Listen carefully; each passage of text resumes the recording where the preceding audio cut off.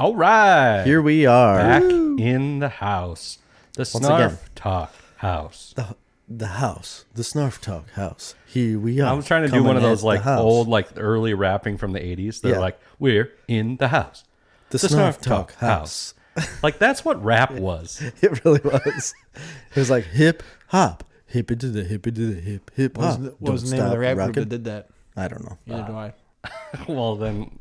The only reason I know that, the only reason I remember that is because of one of the, it's not Happy Gilmore, but I think it's a wedding singer.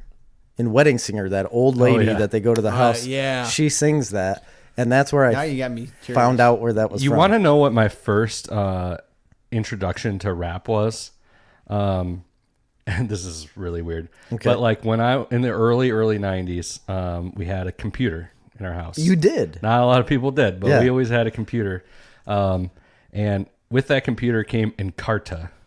Remember that program? It was an encyclopedia. Yes. Encarta Encyclopedia. No, it was like Encyclopedia. Encarta, right? It was just Encarta. It was you're like, thinking of Encyclopedia Britannica. I was. It was. It was amazing. I remember. Encarta. Okay, yeah. So it was a program, but it was like an interactive encyclopedia. Okay. And you could go look at a topic and you could click, it'd have videos or it had all kinds of stuff. Yeah. And one of the entries was rap, and I remember always going to it, and they had this one clip from a rap song that was like an example of rap from the encyclopedia. Yeah. And it was like one of the first rap songs from the 80s. And I think it was like Sugar Hill Gang or something. Sugar Hill's Gang, Rapper's Delight. Yeah, I think it was Rapper's Delight. That was it. Was on Encarta, and I would listen to that, and it was only like a 30-second clip of the song, but I would listen to it over and over. Wait, and over. Isn't that what I was just singing? That was Rapper's Delight. Yep. That was okay. It wasn't that song then. That was on Encarta. I thought that's it was what a that different was. song, but it was another one that you've heard of, but I can't remember what it was. But really left an impression. I'll remember it. Anyway, that was my first introduction to rap, and that's like what I thought rap was. But of course, it was the early 90s at the time. And that's what it was. Not in the early 90s, because by then we had Bone Thugs and Harmony, Snoop Dogg. You had hip hop, then you had rap, then you had gangster rap, which was the NWAs and all that. What it was like a short bridge from that Encarta to like NWA. Tell me what you gonna do. Anyway. I like Bone Thugs. We're here. Snarf Talk. We are. We have a guest in the house, if you can hear or see. The Dude. Mr. Dude is back. Deuteronomy. The perennial guest. We got a new setup. If you'll notice, I have a professional... Chris got what is called... This is a little inside baseball, but it's an SM7B. Yeah, it is the best microphone in the business. Second best. Wow. Or best. It is the microphone that Joe Rogan uses. I'm sure you guys are going to get a lot of comments on that mic. It's the microphone that most professional podcasts use. Yeah. And it's very good. And I'm jealous of you. And Dude's got my old mic. Yep. He does. So and he's going to sound so much better to you. Rid of the shitty $60 mic. It wasn't... for $60, it's a good microphone. Yeah. And if you're going to start out a podcast or do anything with voice recording and you can't afford like more expensive microphones, which you really don't need to begin with because you can make things better. We had an MXL 990 was the microphone that we had used before. That's what you had used? Yeah. Good microphone. It is a really good microphone. I used it for a while on this same podcast, but that was, when we were slumming it. So, Jerry, I don't know if you know this or not, but we have a little thing called patreon.com/snarfcomics. Oh, yes. I think we do. It's catching fire, guys. We're up to a bunch of patrons now. Yeah, we just got a new patron this week on Monday. We can shout out 2 new patrons. We can. 2 new. So we're going to shout out new patron, Sean Johnson. Sean Johnson, J Farms. Who not only is going to be getting the bundle of Snarf. He's going to get the, what's it called? The premium bundle of Snarf. Super extra premium bundle of Snarf. But at his level, the level he subscribed to us at, he is an official podcast sponsor. So he will get advertisements on our website and on the podcast. So right now, Jerry's going to do an advertisement for J Farms. Johnson Farms. So I don't know how to promote him other than he will truck stuff for you. Yeah, he does custom hire trucking. He does custom farming as well. So if you needed anything combined or disked or planted, he will do that for you. Yeah, he's hauled some trees for me before. But the main bread and butter there is the semi-truck, flatbed, dump trailer, grain hauler. Is it a Peterbilt? It's a Peterbilt. Is there a Kenworth? It's like a salmon. Kenworth. It's a salmon-colored Peterbilt or coral. Maybe it's a coral color. I'm gonna have to ask him what color that is. You salmon. I mean, coral just sounds. Does wrong. it? See, I thought salmon. Coral sounds better than salmon. Oh man. We also have a new Patreon subscriber that is Mr. Keith Pfeiffer. Pfeiffer, the Mazonian of all Mazonians. Oh yes, Mr. Mazan. He is Mr. Mazan. He is Mr. Mazan. If you see a license plate that says Mazan, it is either him or any other person in his family, because they are Mazan. Thank you to our new patrons. If you would like to subscribe to our Patreon channel, it's patreon.com/snarfcomics. At the $5 level, you get bonus podcasts. Last week, we did a bonus podcast, and we also did some Snarfioki. A while ago, Dude was on one where we talked about our favorite superpowers, and we've had some other ones come out. We're doing a couple a month that come out. Tomorrow, I've got scheduled 2 script pages from our first comic, Fourth Reich, are coming out to Patreon. So if you want extra bonus podcasts or you want to hear us drunkenly sing Snarfioki, then subscribe to that channel. It is something. I've gotten basically everyone that is a patron has commented on our most recent episode. Yes. Because it's something. It's ridiculous. You keep saying that, but I honestly think it's our best Snarfioki to date. It is by far the best. It's pretty impressive. Oh my gosh, I'm sorry it's so if impressive. I'm out of it. I'm actually signing up right now. Oh, really? Because you were doing that last time you were here. Yeah, that's what he said. But he never did. I never did. I haven't seen that cash.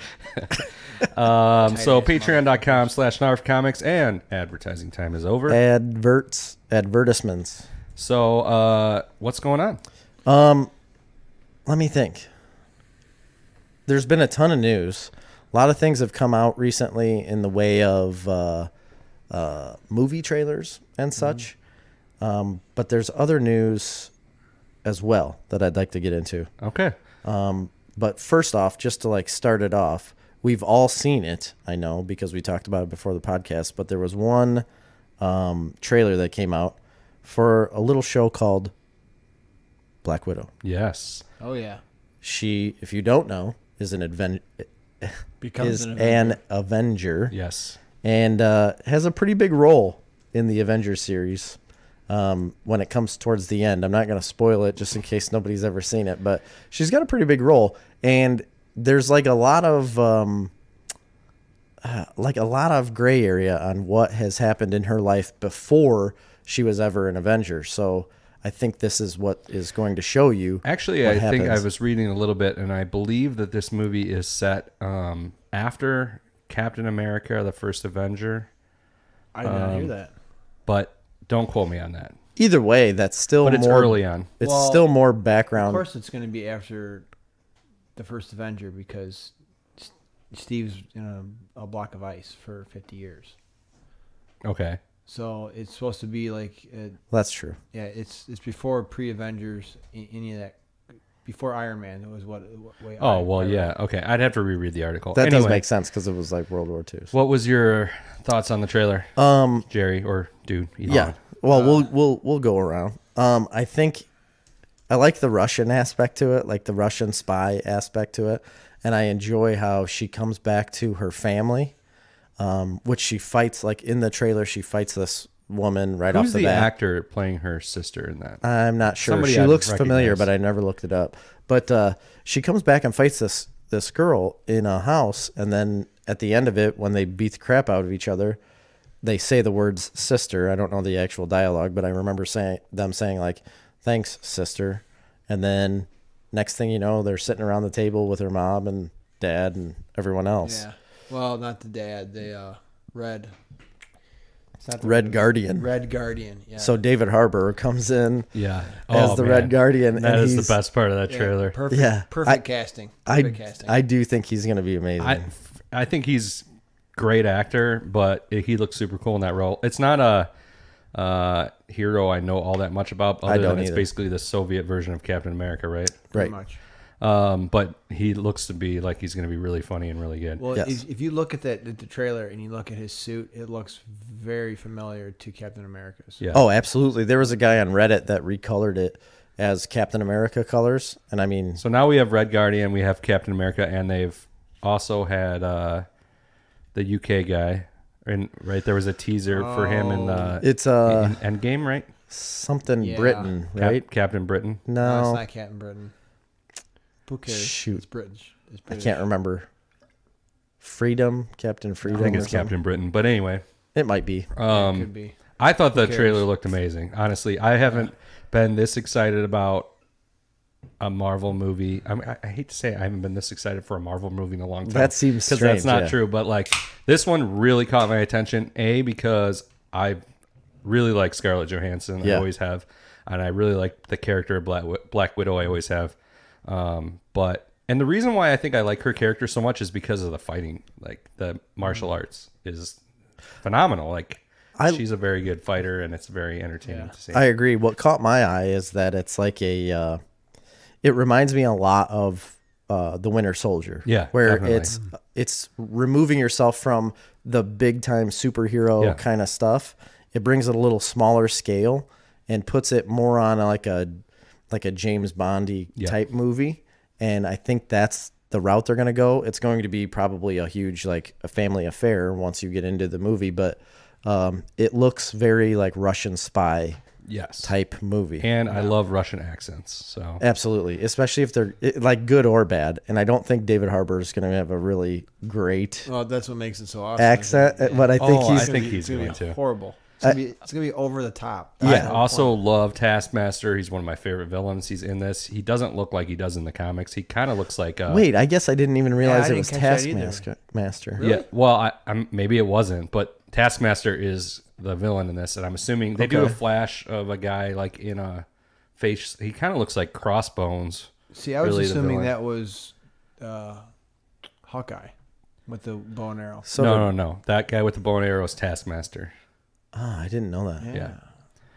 because he Jerry- does not look like the comic book at How all. do we No, miss that? he doesn't. I mean, Because he doesn't look anything like the guy. And I'm- honestly, he looks use, like he the. doesn't use a bow either. So And honestly, I'm like as smart as a brick, so I wouldn't have caught it anyways. But if you don't know Taskmaster, and I might get this a little wrong, but he can copy and counter any fighting style that he encounters. Yep. And like in The Fly, and he's like master tactician, and steals technology. yeah, he's a really cool character. I just always liked him from the comics. It's cool to see it, but yeah, I'm super excited about this. I think it's going to do very well, and I think it looks really, really good. I agree. Like You can tell Marvel just did not throw it together. why they waited this long to do this Yeah. movie makes no sense They should have because done it from the beginning. So I was kind of worried. I wasn't necessarily worried, but I was wondering about quality of film coming from Disney Plus, just because it's not like a whole conglomerate. Like, I don't know. I just thought I was thinking Disney Plus would be like a Netflix type movie quality. You know what I mean? Because Netflix has always been a it's little not bit a Disney different. Plus movie. Yeah, this is. I thought it This was is on- a wide release. Yeah, this is Marvel a theater. movie. This Oh, is it is? theatrical. Yeah. Yeah. Oh, I thought it was coming out on Disney Plus. No, No, dude. this is theatrical, man. I thought all of everything that was coming out like within the next this year is was all Like their Disney big Plus. Marvel movie They've coming been out next talking year. about this for Oh, over I- the last year. I did not realize that at all. Jeez, you didn't realize that. You thought Sonic the Hedgehog had already came out. I did. I thought it already came out, and then they were making a new one with the new eyeballs and no teeth. I thought that too, Jerry. Yeah, I did. I got like accosted on the Oh my last gosh. episode, assaulted, if you will. All right. Well, I got some news too. Go for it. Or unless you got more trailers, we can do all those first. Yes, I do have another trailer. You're not gonna care about it. What's that? James Bond, No Time to Die. I haven't seen it yet. A horrible title What is it? No Time to Die? No Why Time is to that Die. bad? because the last James Bond that got killed, that quit, had die in the title, and the one before that had die in the title. Well, this is his last movie. He's Yeah, I already know. said that. Yeah, I know, but Yeah, it is, and you could tell. You can kind of tell in the trailer that it is his last movie. It looks pretty interesting. It's really tied in heavy to the last one that came out, which was Spectre. Yeah, Which I never saw Spectre. Spectre was the last one that came out, okay. and I loved Skyfall, and I feel like at Skyfall, I'm like, I can be done with this now because this is the pinnacle of all James Bond movies, in my opinion. I don't. Casino Royale was probably That was awesome, but the best. But Skyfall was an amazing movie. Yeah, so I do remember Skyfall, and I don't know if I do remember Spectre or not. I know I've seen it. Spectre was when he finds the secret organization Spectre, which is from the books, and he realizes he has I wouldn't say a half brother, an adopted brother, which is so. And isn't he kind of shunned out? He's not 007 or something in it? He goes on, I wouldn't say hiatus. He He like fakes his death or something, doesn't he? No, not quite that. He kind of. Because they say in the trailer for the new one, like, you gave it all up for her. Yeah. Yeah, I think he gave up the mantle. That's like the whole point going into this one is because he's like retired. Yes. And she's been assigned the new 007 title. Well, so then in this movie, or in the trailer for this movie, they show a new 007. It's a black woman that is a new 007, and she does not like him whatsoever. You can tell right away. And then the lady that they were talking about that he gave it up for, he runs into her at like the office. So, they never say she's 007. She says she's been signed in She's a 00. She's a 00. Yeah. Which means you have a license to kill. Right.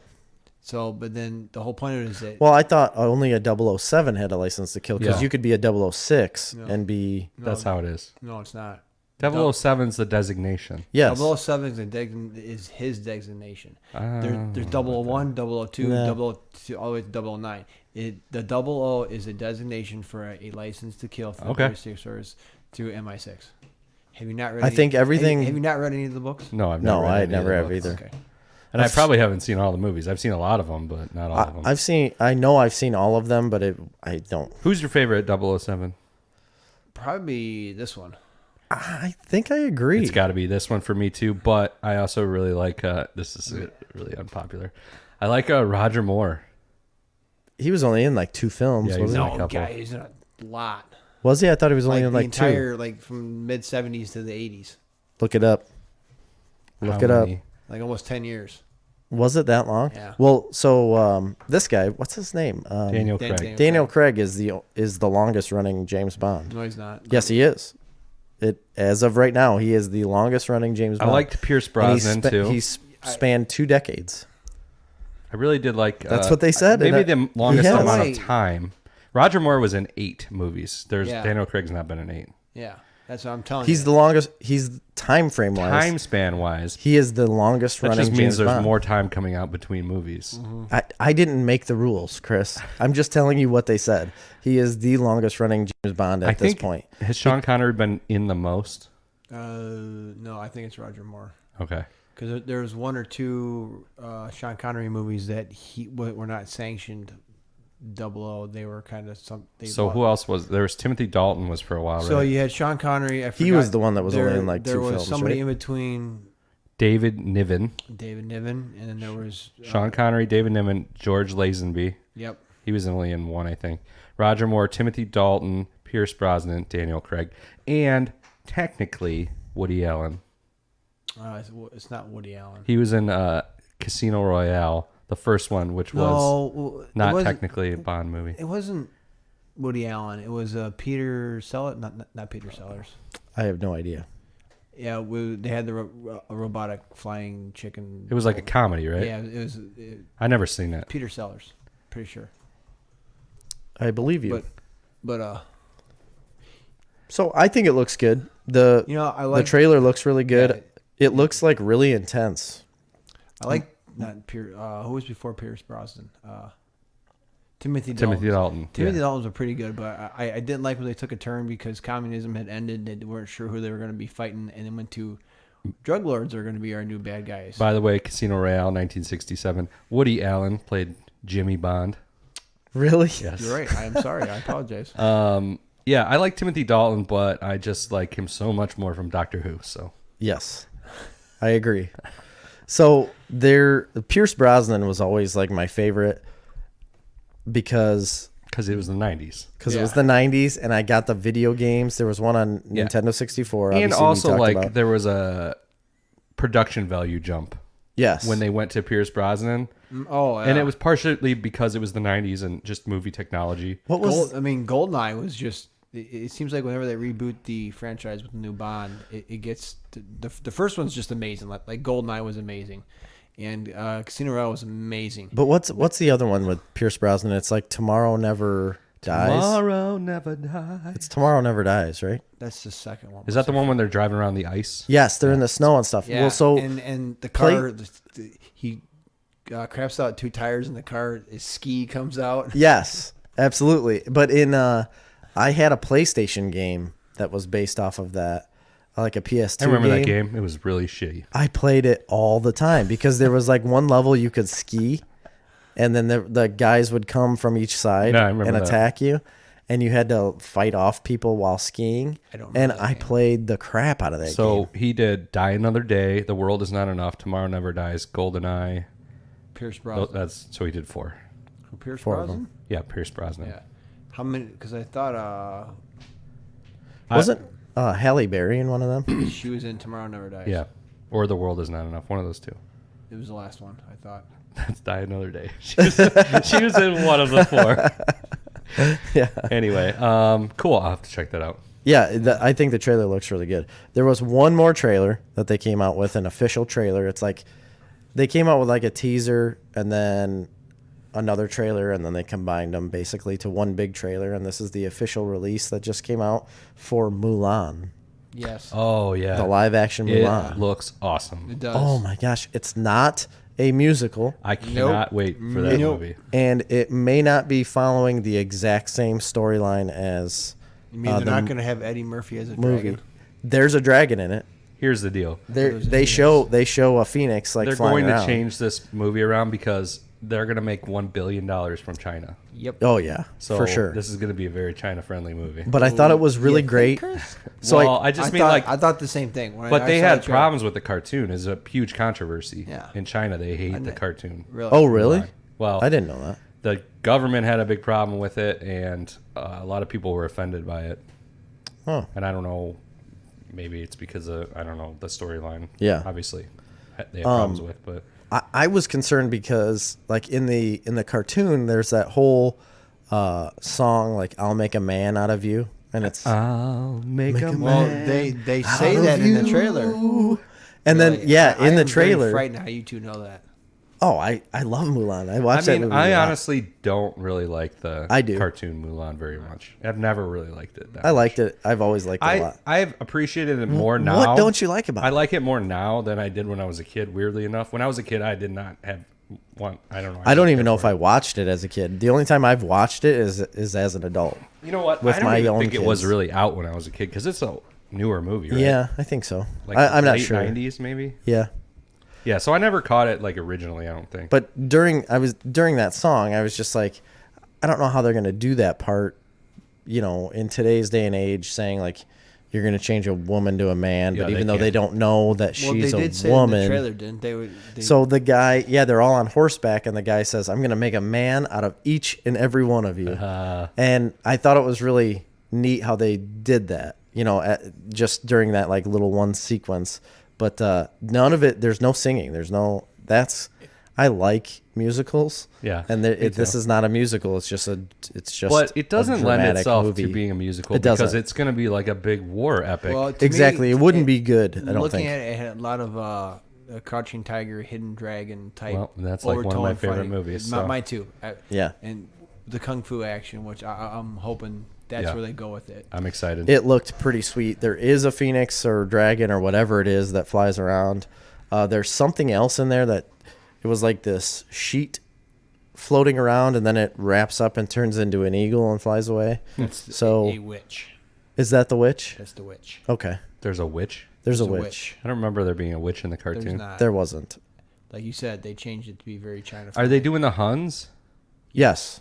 Do they like demons No, like not they the are Huns, in the cartoon? The Mongolians. It's the Huns. It's the Huns. The Huns were something different, I thought.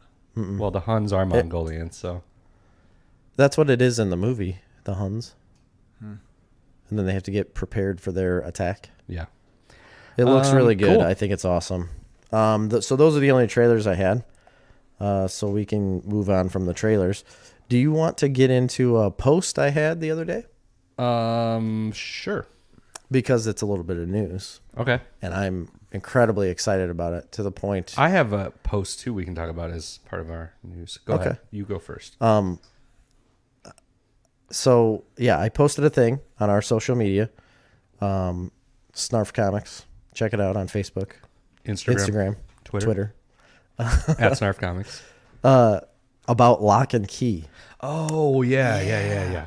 Lock and Key is a graphic novel that was made by Joe Hill, Stephen King's son. And we've loved it. We've loved every bit about it. Number 2 on my list for best comics for new readers. Yeah, it was in my top 5. It would probably be in my top 5, like all time. It's incredible comics. Like every part of it is incredible. It's just a really like inventive story. It's really cool because it's like part horror, part mystery, but also part like that Stranger Things vibe of like the child adventure. So what's it coming out on? Supernatural. So it's going to be a show? It's a show on Netflix. It's going to be on Netflix? It's on Netflix. Oh, that's great. It's coming out on Netflix on February 7th. It lends itself to horror. I mean, and paranormal horror type. I think it's going to be like a ramped up version of Stranger Things on Netflix. Yeah. I mean, this is honestly like if I can think of a handful of comics that would adapt themselves best to the medium of film and television, this is right up on that list because the comic book is like a reading. It's like watching a show. You know what I mean? It is. It's the way the art is drawn, the way it's laid out, everything. And like the paper itself is like a really high quality paper on all of the books. Yeah. So it makes it a different experience for those books than any of the other comics you're going to buy. Yeah. Cool. They've put some serious money into just the production of the book. So this better stand up to it. And Joe Hill we follow him on Instagram, and I've seen he posts all the time, or somebody's posting like a hashtag of Joe Hill. He's got a lot of stuff going on. Yeah. Because they did Nosferatu. Yeah. And they did, he's had Horns as a movie. Oh, yeah. I think they're doing Heart-Shaped Box. Okay. That's a book that he wrote too. I think they're doing that on an AMC type channel, maybe. I don't know if it's AMC or not. But he's got basically he sold everything to be on TV. Well, that's funny because his dad sold everything. Correct. So that Stephen King last year, maybe, or 2 years ago, really did a huge deal. He sold his entire catalog. To who? The production or the film and television rights, right? Yeah. Or maybe just television rights. I don't know, to a production company or something because, part of it's Castle Rock, which is out on that's Hulu. what I was going to say. That's off of Hulu, yeah. So I don't know what... But they're doing like 10 other shows based on Stephen King properties. Yeah, but who owns Hulu? A gazillion it's bucks. Insane. Like he's got yeah. He writes a book a week, it seems like. Yeah. I don't know how he does and it. he still does really good work. Because they're doing like a new version of The Stand. And they've got The Outsiders. Classic. So one of his most recent books is called The Outsiders. I read that actually not too long ago.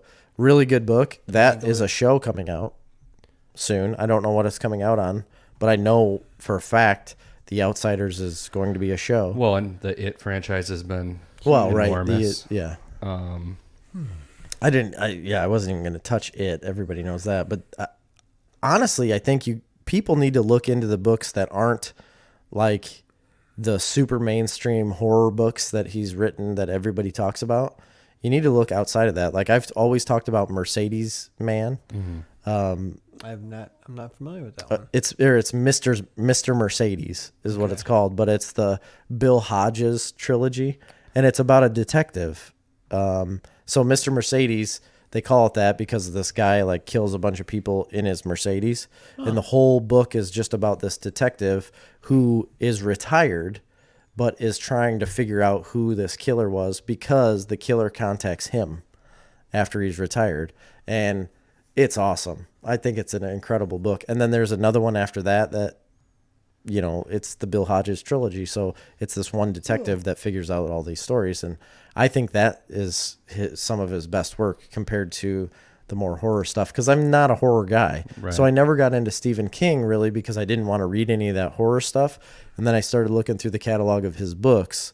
I was like, oh shit, he's written way more stuff. And actually I've got in my bag right now the Dark Tower. Yeah, I really want to read that. I have the book right now in my bag. And I didn't watch the movie either. No, but I didn't hear good things about the movie compared to the translation of the book. But let's not forget right now, a movie is out in theaters of his that I really want to see, that Dr. Sleep. Oh, Dr. Sleep, yeah. That's a Shining, and I love The Shining. Yep. I got his list of everything that's in production right now.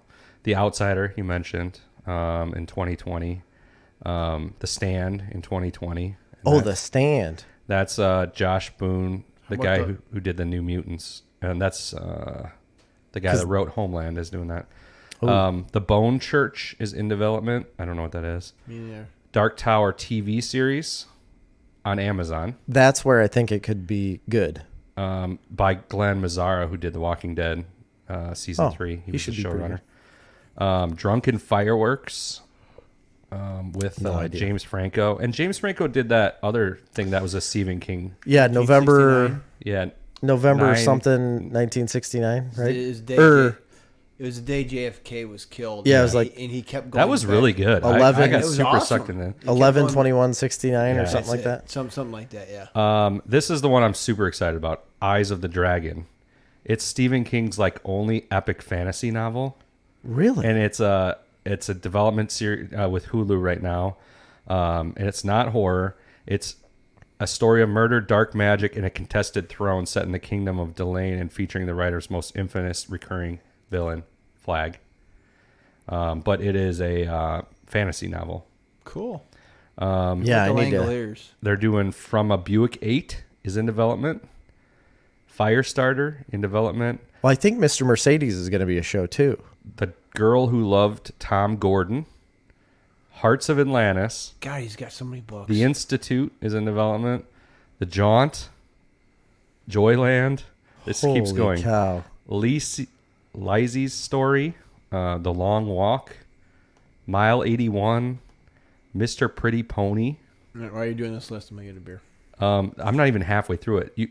There's 40, 50 shows on here. Salem's Lot. They're redoing that. So anyway, I'm not going to read them through them because there's so many more. But they're redoing the Tommyknockers.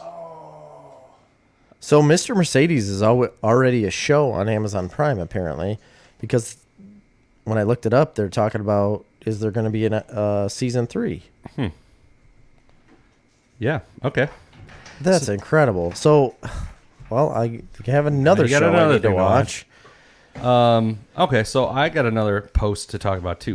But real quick about Stephen King, just real quick. There is a book. If you ever wondered about writing, and you need to read it, Chris, I have it at home. I can give it to you. It's short. It's not a big read. It's like 230 pages. But he has a book called On Writing, and it's just like his theory of writing. So the first 2 chapters is basically about his life and how he got into writing, and then after that, he gives you his take on how to write. And it is incredible to read what this man's written about writing. Yeah. And it's unbelievable. And I've seen a lot of interviews with him about writing stuff. But after reading that book, it's like, man, he makes it sound so simple. And the way he talks about his own writing, it's just I just throw some things down on the old computer, and then I come back and I read it over. If it sucks, I throw it away. If it doesn't, I just continue on. And he makes it sound so simple. I thought his main way of writing was to do a literal mountain of cocaine. It used to be. And then to just write. So that was how Carrie. That's how he got his start. I mean. So Carrie, when he wrote Carrie, he wrote the entire book in one sitting. In one night. After doing all of this cocaine, he wrote the entire thing in one sitting. Cocaine. Wrote the whole thing, he wrote it on a typewriter, and he had it all sitting on his desk, and he threw it all in the garbage because he hated it, and then passed out. And his wife come in, pulled it out of the garbage, read through 30 pages, and said, "You have to publish this." And then he did. And that was like his most famous novel at that time, anyway. Unbelievable. He talks about that in the book. For your guys' comic book, what you need to do, go get a mountain of cocaine, lock yourself in this office, and just lose my We job. don't need cocaine because we'll just do like the legal version of like, we'll do like Adderall or something. Or no, like we won't. That stuff will kill you, man. Cocaine won't, but Adderall will. I don't know. Anyway. I'll come close. Go ahead, Christopher. Anyway, that was started with Lock and Key. So highly recommend that you go out right now and get Lock and Key Volume 1 by Joe Hill. Yeah. You can probably get it used on Amazon for $8. Get that, read it. It's amazing. Check out the poster that I put on our social media because it's a really neat poster. Yeah. It looks really, really cool. I forgot to mention at the top of the show, we had a Patreon subscriber and listener of the podcast that wrote a blog article for our blog. Shoot. We should have mentioned that right away, but Mr. Ian Hicks wrote a Svengoolie blog article that was awesome. It was so cool that he did that, and it was pretty. We really, really appreciate it, and I've had tons of people commenting, people that, all kinds of people commenting how great it was, how much they enjoyed it. So thank you very much for it. If you haven't read it, go over to our blog, which is at snarfcomics.com, and it should be in there somewhere. You'll find it. Yeah. And he wrote, basically, it was like a little bit of a background history of Svengoolie, but also like how it's affected his life and how he got into it. Which is what I like the most about it. That was my favorite part of it. Finding out how someone gets into their stuff, and just reading about how he got so attached to this character, and it wasn't even about the movies that he played on the weekends. He's like, the movies really kind of scared me, and I didn't like it as a kid. I only watched it for those commercial breaks when Svengoolie would come up, and the rubber chicken would be there, and like all this stuff. It was really cool. Yeah. And then, but he also gives you like a history of how these people got involved with this stuff. It's really good. Yeah, it is really good. And tons of people have checked it out. I think, I don't know exactly, but hundreds, if not over 1,000 at this point, have viewed and or read that blog article, Ian. So thank you so much. And anybody else that wants to do that, because we don't know much about Svengoolie. I mean, we knew about him. You know more than I do. I've seen him on TV. I learned so much more about him from that blog article than I did in my normal day-to-day life from watching him. But if anybody else knows something that we don't, or that we do, I mean, honestly, we want our blog to be an open platform for people to be able to create. And even if it's just a movie review or a review of a comic book, or it doesn't even have to be about that. Or your opinion. It could be in like an opinion piece on something. Or it could be about whatever you think you nerd out about or something like that. Sure. Write an article, we'll put it on the blog, and we'll promote it. And I just think it would be cool to have our blog be a cool place where people can be creative and put things out there. Yeah, it can be think fiction. That's a phenomenal it can be idea. fiction that you want to write, a short story, anything you want to do like that. And I think Ian will be the first person to tell you he probably didn't expect to do that, and then we mentioned it, and then he went out and did it. And we didn't even know he was going to do it. The next, like, we talked about it on a podcast, and we kind of called him out in a way. We're just like, hey, Ian, like, let us know about Svengoolie because we don't know much about him. And it was like 3 weeks later, he texted us and just said, I emailed you guys something. That's awesome. Yeah. And we're like, I would never expect that. So then you texted back a few hours later. I didn't have a chance to go look, and I got your text that said, holy crap, Ian, like, that's awesome. Yeah. And I was like, well, what do we got here? And then I went in and checked it out. Yeah. And gosh, and it's a really amazing he gives us thing. Thank you. A really nice shout out at the end that was very nice to hear, and supportive and humbling, and we really appreciate that. So we'll promote that, and anybody else that wants to throw stuff up on our blog, that'd be great. Ian's probably going to get some cool swag for it. Yeah, absolutely. From us. And it's funny, Ian, I think he mentions in there he doesn't fancy himself a writer, but one of my funnest memories of high school was a creative writing class that I took with Ian. Oh, really? In our class, and we had a great time in that class. And he was and is a really good writer. So, are you guys the same age? Or is he's a year older than me. He is? Yep. Oh, I guess I didn't realize that. I thought he was. I mean, by the looks, I thought he was much younger. God, you're old. Yeah, it makes sense. All right, what else you got for news? So Falcon and Winter Soldier. That is a show coming out on Disney Plus. Correct. And like 3 years from now. Yeah, right, but they released what the premise is going to be about, and apparently it's going to be set to explore life after the blip. Oh, cool. Which I thought was a really cool premise because I've wanted to see something that happened in that 5-year span of everybody being gone. But they're both part of the blip. Apparently not. No. I didn't think Falcon or Winter Soldier got dusted, did they? Literally part of both of the blip. It's set to explore life after the blip. Well, is it like after the... Maybe it means after they came back. No, because that's what that's Endgame. I don't know. We'll have to wait and see. The other one they released is the Obi-Wan show coming out in 2 years. Is it 2 years? I didn't see that. Oh, when did they release? Like a poster or something? Yeah. Well, no. Ian McGregor has confirmed that he's been literally has it for the last 3 years. He has not been able to talk about it. That he has a show coming out about it. Huh. Well, I knew that. I knew there was a show. Yeah. But and he's going to play him. And the cool premises of it that I can't remember, was it comicbook.com I was reading on? I can't remember. But it was in the end of Solo, they bring back Darth Maul, right? Mm-hmm. It's going to be about his journey with Darth Maul is going to be the main bad guy. Oh, that's awesome because Darth Maul is an excellent villain. Oh, it's huge. I mean, he's an awesome character. They don't do him any justice in the movie. Well, they do in Solo at the end. But they don't do any justice in the Phantom Menace. But in the cartoons, they really do, and in the books and stuff. Oh yeah, they expand on that character. Well, and he's like super intelligent. I think at the time when they did the Phantom Menace, they just threw together a character. Like I don't think they had a backstory for Darth Maul. And then when they started exploring it, other creators started exploring it in the comics. They gave him a very deep backstory, and he's like super intelligent. And I would tell you to watch Clone Wars, but you got to have a lot of time on your hands to watch all of Clone Wars. You should definitely watch Clone Wars. I just finished Rebels, which was amazing. I just started Rebels. I saw like maybe 3 episodes so far. Get going past getting to season 2. It gets better towards the end of season 1. That's because you were saying it wasn't that great. No, I've always said it's amazing. It's amazing. It's slow. Well, you specifically told me you're like, it's okay. That was Resistance. Yeah, the new one. Yeah. Oh, is that what you said? Yeah. Oh, I thought you said Star Rebels. Wars Rebels is amazing. Yeah. Oh, all right.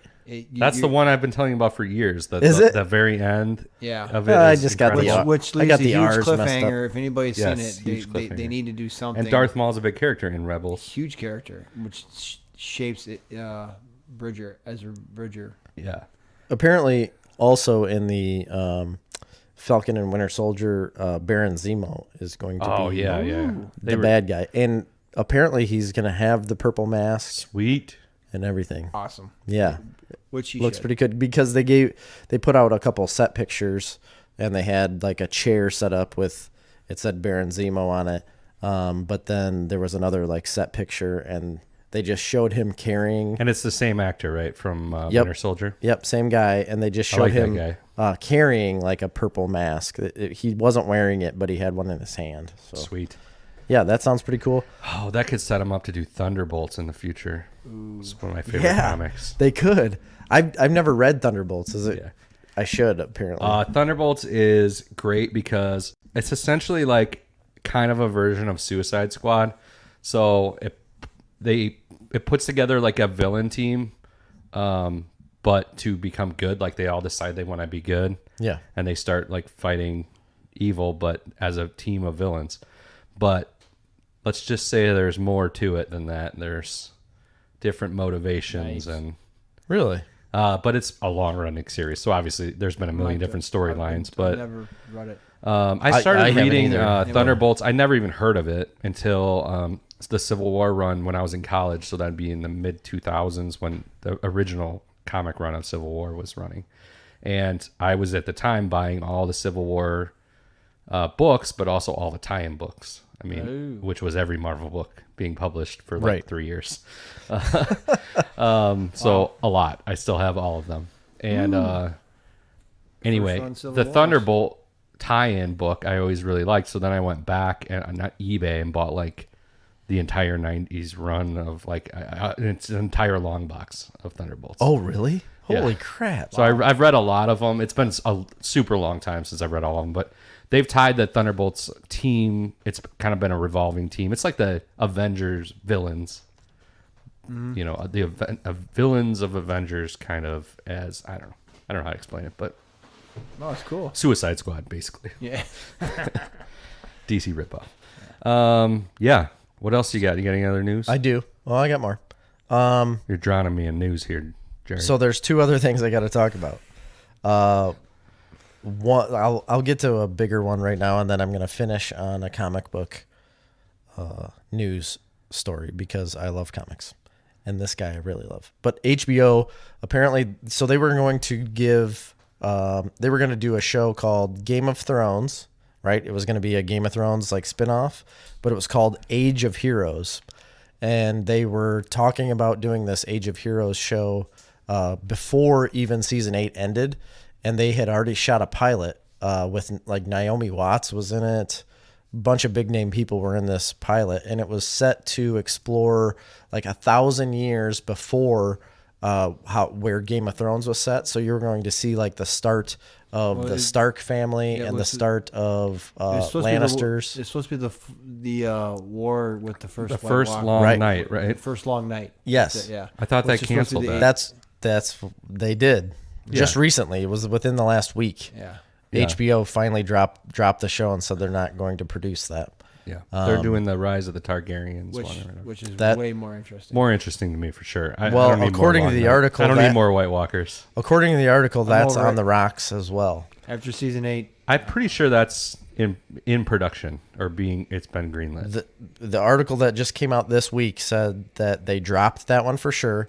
They still have the Targaryen one like on the books, but it didn't sound good for it to go forward. Well, that's really dumb because they made billions of dollars off Game of Thrones. And if they make more, they'll make billions more. I agree. And we talked about, I don't know if it was the last episode or the episode before, about how Benioff and Weiss. Yeah, they quit Star Wars. No, they didn't quit. They got fired, basically. They were they? Yeah. We talked about I this. thought they quit it. Yeah.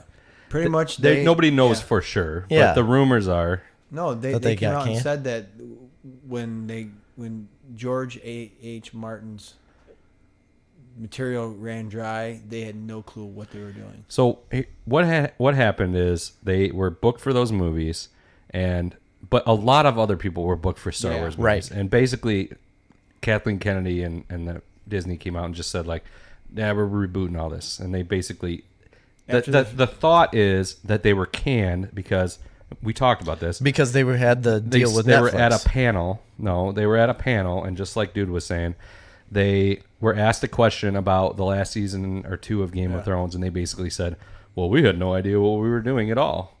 And as soon as we ran out of George R.R. Martin's material, we just like didn't even know. And that was like their first thing ever. Yeah. So like we had to learn how to make a show like while running a show. And I think it kind of spooked Disney. This is after they got a $500 million from Netflix. They already got the deal from Netflix. That's this is the after of the failure of, I shouldn't say failure, the fan hesitance to liking The Last Jedi. That's when they did. It was right after they did the panel. That's when Disney went, "Holy shit, we screwed up Star Wars." Yeah, they're being very cautious, and they started firing everybody. Yeah, I mean, because what's his name who did The Last Jedi had his own trilogy. Rian Johnson. Yeah, Rian Johnson. Well, he got booted. A good way that they used to like cover that up, saying that they didn't really fire him, is that they did get that $500 million deal from Netflix to do a bunch of different shows or whatever shows that they want to do. So they could say like, well, they're too busy with this Netflix stuff. They just won't have time for Star Wars. So that's why they are released. Yeah. Well, so there was a lot of discussion around that too, because it kind of made waves, and this is whatever, people's opinion. But there was a lot of people that had the thought, like after they came out and said that, like they basically had no idea what they were doing. They were learning on the go, and that's fine. I mean, they made a great show. Yeah, absolutely. They did. But a lot of people got put off by that because people in the entertainment industry, you know, particularly women and minorities, were like, nobody would ever give us randomly a chance Right. to just make Game of Thrones. Yeah. Yeah. But you guys got a chance Well, to do it, well- despite the fact well, you at had the no time- experience. Right. Well, when they were given a chance in the Game of Thrones, nobody had heard No, the books were big. mainstream. Nobody. I mean- Mainstream, definitely not. Mainstream, No, yeah. Nobody heard of They Game were of big. Thrones. They were a big I mean- niche thing. Yeah, I had- knew of them, but I didn't know the I stories. didn't. I didn't behind know of them. I never Honestly, knew of them. I read the books that were out Yeah. immediately after like the first. Actually, I never even watched Game of Thrones until it was already like season 4 I started on because 3. I didn't have HBO. And I started on 3, I think, because I remember hearing all about it. People were talking about it all the time. I mean, people weren't really talking that much about the first couple seasons. The only reason Oh, I disagree with that. I mean, me and Krista started watching it from day one. She's, why are we going to watch this? There's swords and I go. So Yeah. here was a big controversy, and they talked about this on the panel.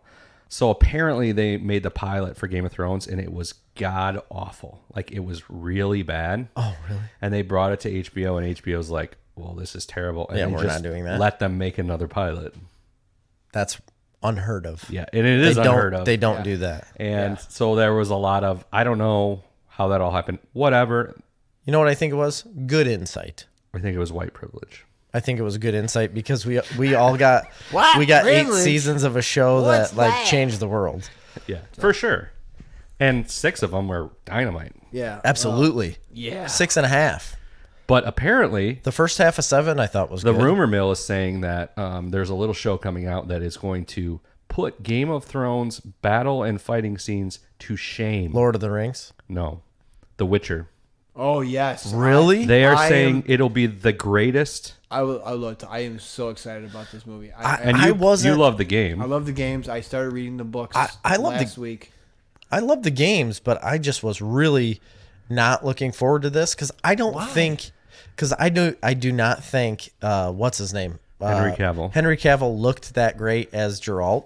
I thought it looked really cheesy to Well, me in it's- the pictures that I saw, and I was like, ugh, I don't know how that's gonna be. How can you copy the That's just- game? I mean, I get it. That's the whole thing. That's just me being super judgmental on one picture. Apparently, That's all. the battle scenes are going to be amongst the most epic ever filmed. I hope so because Really? Yes. he Even better than Braveheart? Rewatch Braveheart. Oh, okay. freedom doesn't ring in Braveheart. Right? Freedom. I rewatched Braveheart like last year. I watched it. I'm like, huh. Really? Yeah. I haven't rewatched That it in a long guy's time, but they're playing swords. It was amazing at the time. But It was like so the good. stuff we're so spoiled by now. didn't that like win an Oscar for something? I mean, it's a great movie. Yeah, but I'm just saying, like, just totally not compared real to what we're getting now, it's just like, You can't No, you can't beat Mel Gibson. so like The Patriot. That's Can't a great beat him. movie too. Gosh, it's so good. So good. Lethal Weapon. which one? The Beaver. It's okay. Do you ever see The Beaver? No. You never saw that? No. Did you see it? No. It's one. Is that a Mel Gibson movie? Yeah, it's a more recent one actually. It was a really small movie. I think Jodie Foster's in it, and he has a mental. This was after his. Wait, does he think he's like an animal? No, he has a mental breakdown, and he has like a puppet beaver. Is it puppet or stuffed? No, it's like a dummy, like I a, don't. a hand sock puppet beaver, I think. Yeah. That he talks to and like lives with. Yeah, lives vicariously through. And it's a pretty good movie. Yeah, Beaver. Great. Beaver. So last thing that I have news-wise is comic book related, and we all know that we love comic books, and that's where we started this podcast based off of. It's all about comics. And Ed Brubaker is one of my favorite authors, The writers. creator of the Winter Soldier. Yeah, he created that character, didn't he? I think so. Yeah, Yeah, he did. he wrote Captain America for a long time. But I also love the Criminal series. He wrote the Criminal series. That's still coming out. Like, he's still doing that. It comes out whenever he feels necessary. But he always teamed up with a artist, Sean Phillips.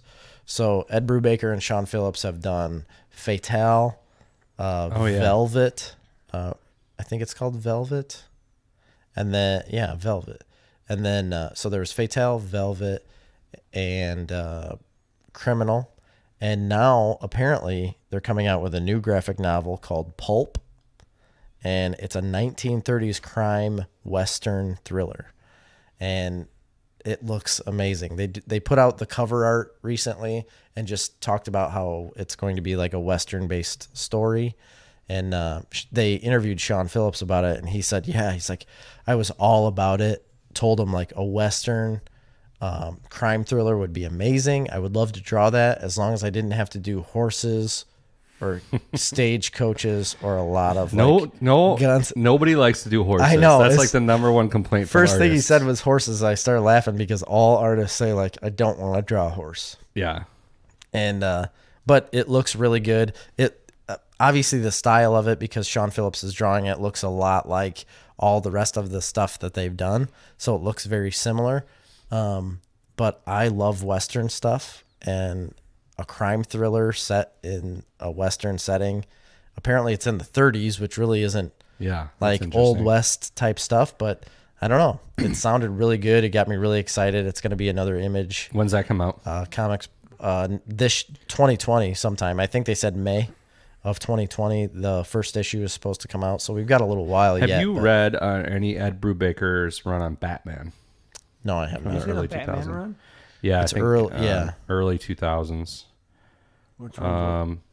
Well, he did Batman in 2000 to 2002. He did Batman Gotham Knights in 2003. He did The Man Who Laughs. Remember we talked about that on our Joker list? He did that? Yeah, he did The Man Who Laughs. But I have read that. It's like a Joker specific trade paperback. He did Gotham Noir. He did tons of Batman. He had one come out, a book come out. It's called My Heroes Have Always Been Junkies. And I think the really cool thing about this is like My Heroes Have Always Been Junkies. And then there was another one that came out just before that called Bad Weekend. Both of those books were comic books within the Criminal universe. Oh, right, yeah. So like the guys were reading a book inside of Criminal, like that you would see them on a newsstand or see a person reading it. Mm-hmm. That was the book in the story. And then he created another book off of that. And I think it's a incredible premise. Weren't you a big fan of the Fade Out? Oh, that's what I was trying to think of. The Fade Out, yes. Yeah. Okay. That's a 1920s like noir type. Like you've mentioned it on the podcast. Thriller. I think it was on your top for new readers. Yeah, I couldn't think of it. So was Criminal was. Yeah. For sure. Criminal's like a never-ending story because each individual... Never-ending story. Falcor. I was listening to that song last night. I was doing the dishes, and I'm like, I want to listen to some Newfound Glory. Remember the band Newfound Glory? They did a cover of Never-ending Story. They did? Yeah, I loved it when I was in high school. You would. And I was listening to it, and I'm like, man, this is not as good as I remember. Of course it's not. Anyway, sorry, I didn't mean to derail you there. All I was saying is that like Criminal is like a never-ending story because it each volume, so like he has a set number of issues that he'll tell a story. Right. And they're like non-related. Yeah, stories. he calls all of them criminal, but they're different criminal stories, and it's amazing. I love it. So I'm really excited for a new Ed Brubaker book. Sweet. Any more news? No, that's all I got. Dude, I'm done got now. any news? Nah, just I've been reading a whole bunch of comic books. Yeah, what have you been reading? Ooh. Age of Rebellion. Age of Rebellion. Is that a Star Wars? book? Yes, it is. It's Star Wars. It's like one is Yoda directly. I love before Yoda. the events of when Luke comes on Dagobah. Is this a separate book, or is it part of the ongoing Star Wars run, or do you know? It's a separate book. Okay. Is it Baby Yoda? It's not Baby Yoda. We can talk about that. Baby next. Yoda has taken the world by storm. Oh my God! Has he ever? Which he's not even Baby Yoda. Well, that we know of. We don't know the species name, so everybody just calls it. He could be Yoda reincarnated. So but I recommend this Age of Rebellion. It's really good. It's got one of Luke Skywalker, Boba Fett. There's a bunch of them. I just picked my favorite characters and I read them. I also been reading Heir to the Jedi, which is Luke Skywalker directly after the Heir to the Empire. Heir to the Jedi. This is a comic? This is a novel. This is. Because I've read Heir to the Empire, which is by Timothy Zahn, which is a highly recommended book. Cause it's I've read it also, but that is a Legends book. This is a I know. canon. Oh, really? This is a canon book. I saw that one. It's on like the list of some of the better. It's one of the best. It's directly after New Hope, and Luke Skywalker is pretty much training himself as a Jedi. So he's throwing himself in these situations to learn about the Force, and it's good. I like it. But I had a question for Jerry. I have it in my Comixology queue. Batman Last Night on Earth. Have you read it yet? I haven't yet, but I've talked about it. I talked about it on the show. It came out in the spring, and it's it looks Snyder, amazing. It's Scott Snyder and Greg Capullo. It is. Who's the same guys that did like Court of Owls. The cover art of it is what caught me off guard because I was like, holy shit. It's Batman carrying a lantern. Yep. With Joker's head in it, and I need to read it. I have not done it yet. We need to do that. I was gonna say, have you started it? No, I have not started it yet. But you've got it in Comixology? Yeah, it's in my queue. Oh yeah, and we need to watch the other one is read that. Star Wars Fallen Order, which is the comic book predecessor to the game that just came out, which is amazing, by the way. Oh yeah, you got it, huh? Oh god, the only reason I haven't got it yet is because I can never people in my family or whoever is always asking me what I want to get for Christmas because they never have any ideas for me. And it's like the only thing I can think of that I would want. So I'm like, I want that game. And then I'm like, well, shit, I can't buy it now. And then what's going to happen is nobody will buy me that game. So while I have waited for 2 months to You're play never the game, going to get it. It's a great game. Bryce. You got it? Oh, yeah. Oh, man. I need to get it then. It's amazing. It's not as good as The Force Unleashed with the Force powers, but the lightsaber combat is much more it's open world, right? To an extent. Sandbox. I don't know what that means. Sandbox is kind of like a... it's like open world, dude. Open... But with borders. When you say open world, you're thinking more like The Witcher, where you're going around and doing like different quests. Yeah, I'm thinking like Red Dead Redemption. Sandbox just means like it's a really large map. Yeah, thank you. Okay. Thank you, Chris. Yeah. But it's still like guided.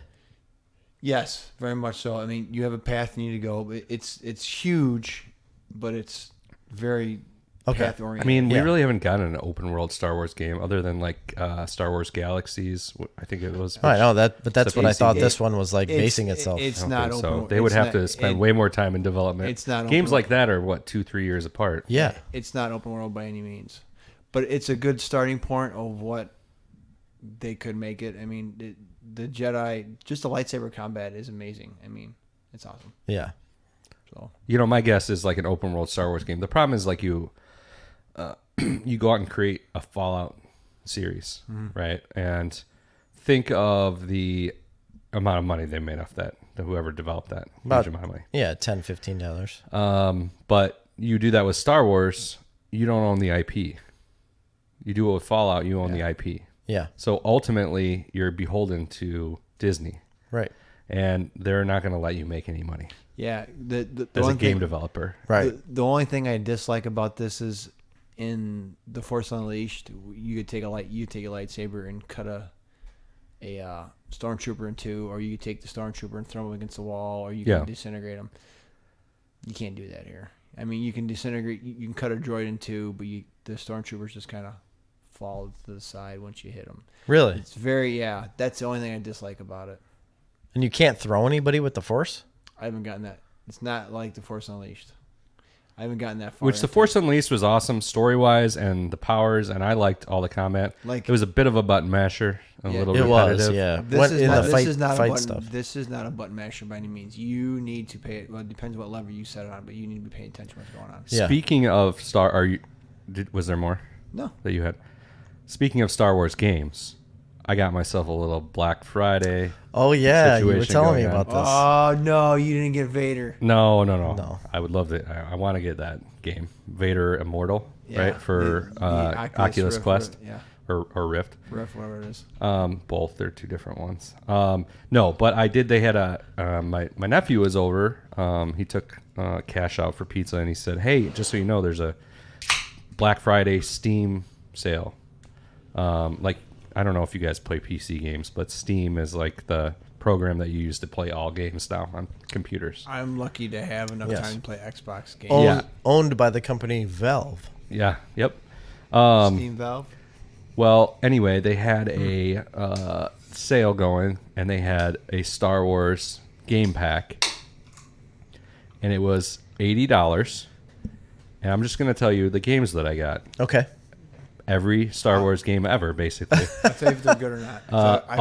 All the Lego Star Wars games. I got classic Star Wars Battlefront and Battlefront 2. Ooh. I got Star Wars Empire at War, which I've never played, but it's like a Warcraft style Really?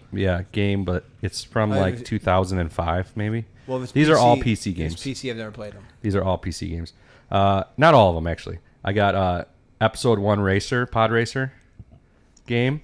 I got Star Wars Galactic Battleground. I got Star Wars Dark Forces, the original. Ooh. I got Jedi Knight Dark Forces 2, which, if you listened last week to our favorite video games, it was my, what was it, Jerry? My number 2 favorite game of all time. Which one? Jedi Knight Dark Forces 2. Yeah, I think it was number 2. I got Jedi Knight Mysteries of the Sith, which was the follow-up to that. I got Jedi Knight 2, Jedi Outcast. I got Jedi Knight Academy. I got Knights of the Old Republic. I got Knights of the Old Republic 2. I got Star Wars Rebellion. I got Star Wars Republic Commando. Holy Starfighter. shit. X-Wing versus TIE Fighter. X-Wing. TIE Fighter. Battlefront 2. Knights of the Old Republic 2. Rebel Assault 1 and 2. Rogue Squadron 3D. Shadows of the Empire. The Clone Wars. Force Unleashed 2. TIE Fighter. X-Wing Alliance. X-Wing Special Edition. Every single Star Wars game ever made. My gosh. Pretty fucking much. For Holy $80. shit. For $80. Yeah. On Steam. On Steam. Wow. But you got to have a computer that can play all that stuff. No, they're all old games. My laptop, which is not top of them, will run all of them perfectly, except for maybe Force Unleashed. Those are the newest 2 on here. Yeah. Most of these are old games, Right. So I started playing Dark Forces, Jedi Knight Dark Forces 2 the other day. And is it's it good? just... Is it as good as you remember it?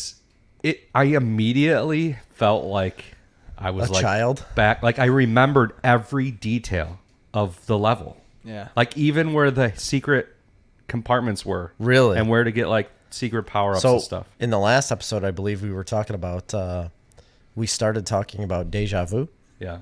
And you started listing off like different types of deja stuff. Yeah.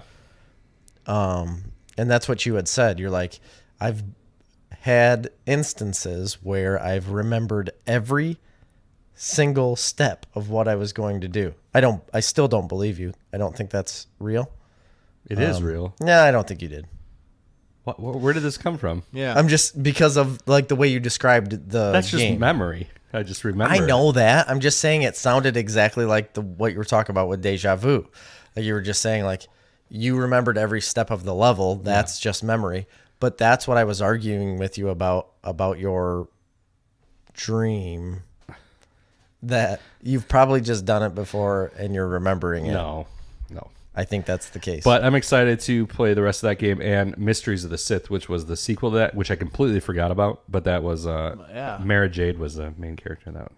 I hope they. I don't know. I wish that they wouldn't have screwed up Star Wars and brought Mara Jade and that whole thing. She could still be there. I mean, they brought Thrawn, Grand Admiral Thrawn, because they just did. Timothy Zahn just did a whole new book series of Thrawn. Oh, did he? And really? He was on Star Wars Rebels. He was the main villain. But his ending is kind of questionable. But he's not dead. We don't know. He ain't dead. I don't think. I hope not. Because I thought it was super cool, the ending. I agree with you on that. Got carried away by, spoilers. Yeah, spoilers. Never mind. Anyway. So talk about the Baby Yoda show? Yeah, so we can do what we're watching now, right? Yeah. Where are we at time-wise? We are at approximately 1 hour and 9 minutes. Oh, man, we have a lot more to talk about. All right. Jerry and Dude, who wants to go first? Go ahead, Jerry. On what? What you're watching. What you've been watching. Not much, really. I mean, I watched Silicon Valley and Mandalorian, and I started watching New Girl again. Yeah. For some reason. Why would you go back and watch a show you've already watched when there's so much new stuff to watch? Because it's right when I want to fall asleep, and I don't necessarily want to actually pay attention to a show, and I just fall asleep watching the same stuff. Mm-hmm. Because if I start a new show and then I fall asleep, I have to go back and watch that episode again, and then it just don't make progress. So if I can set aside a time that I know for a fact that I'm going to be awake and be able to watch a show, that's what I'll do. I'll watch a new one. But if it's like 9:30 and I know I'm going to fall asleep, I'm not going to start a new show because I'm not going to pay attention to it. I'm the same way.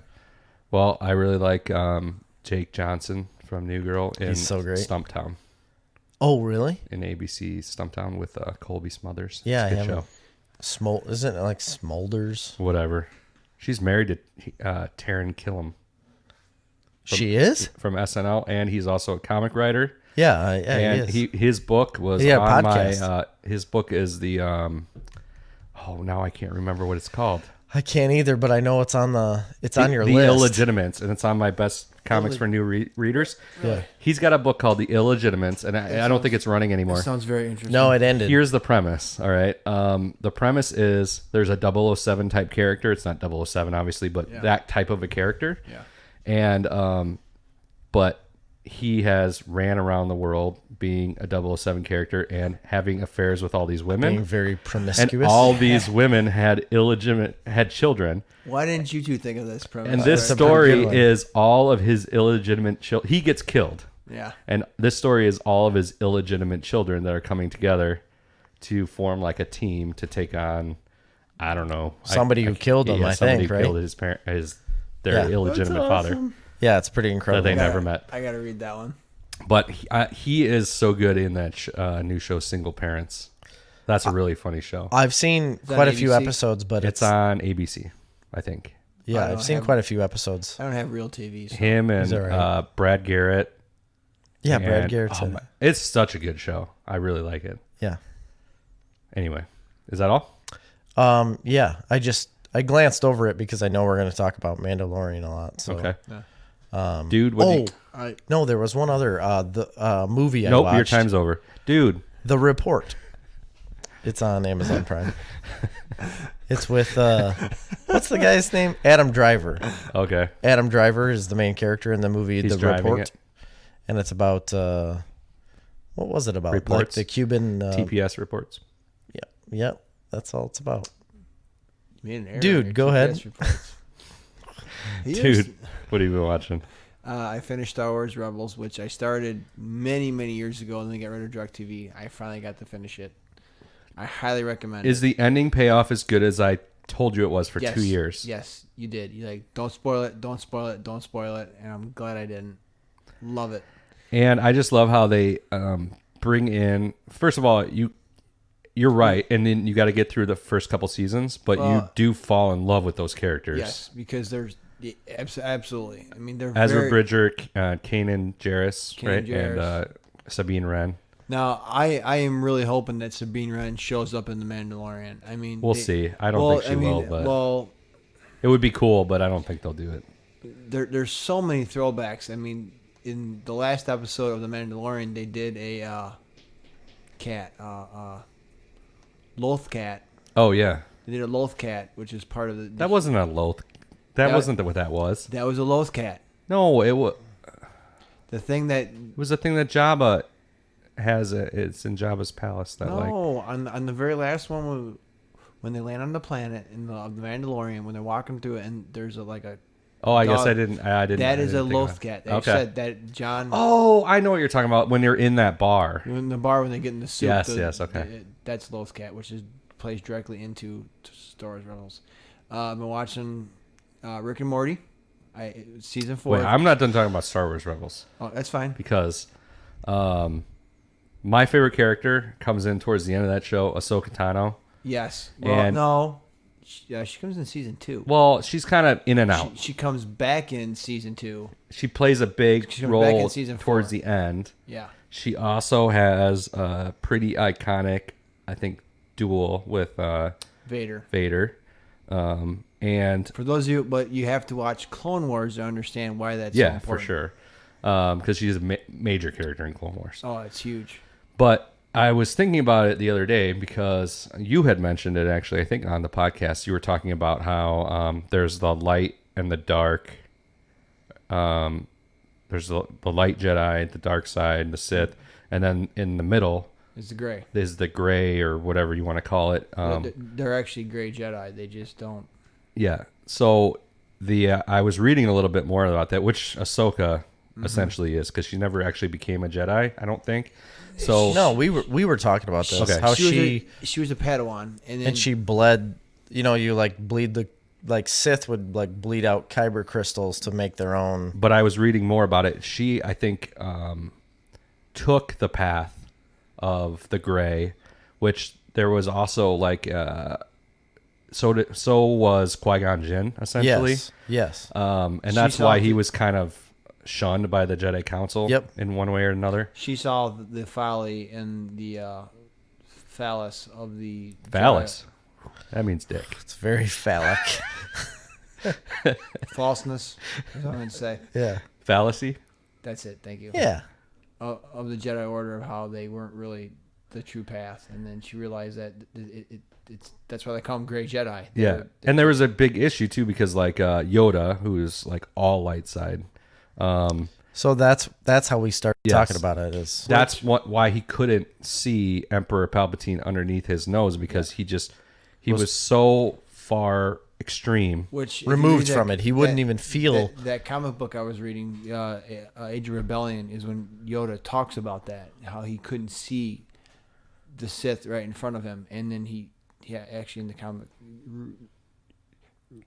Read the comic; it's great because it brings so much light, and it talks about all this, about the Jedi were blind to all this, and he's beating himself up for it. And then all of a sudden, he sees Luke land on the planet, and his faith is reborn again. Because that's the thing; like you can feel a disturbance, like they can feel a disturbance in the Force as a whole, but you can be on the dark side and not be creating a disturbance in the Force and still be doing what you need to do, and they have no idea about it because they're very unaware of that kind of stuff unless it's like right in front of them. Yeah. So the argument for the Gray Jedi, which would be like Ahsoka eventually, and I think like probably Kanan would be in that school of thought. And it's not like just the middle ground. Yes. Well, I think they're positioning that way in the future. Yeah. Because they're clearly going this direction of, hey, the Jedi aren't good and the Sith aren't good. And that level of all of that's out of balance. Yes. And balance, it's the equilibrium. So the Gray Jedi actually preach the equilibrium. Yep. And it's super interesting. You said it better than I could. Well, there is...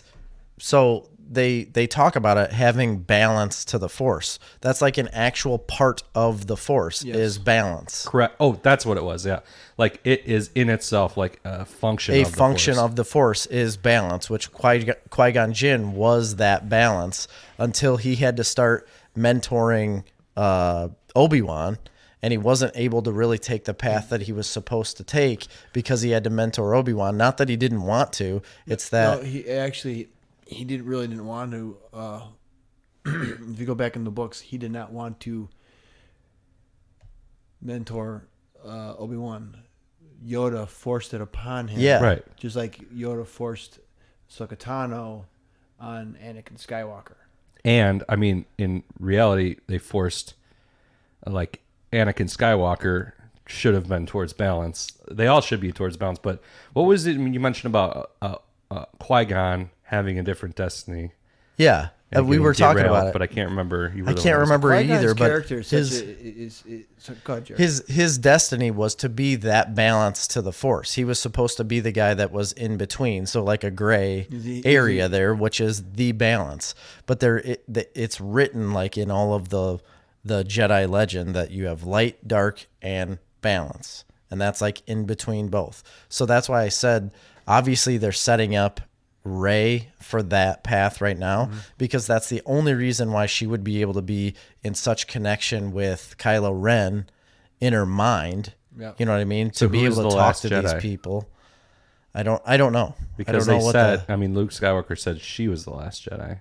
No, he said that's the name of the movie, but he said I will not be the last. You can Jedi. still be a Jedi, but that doesn't necessarily mean like I don't know if you're technically a Jedi if you're gray. They're called Gray Jedi.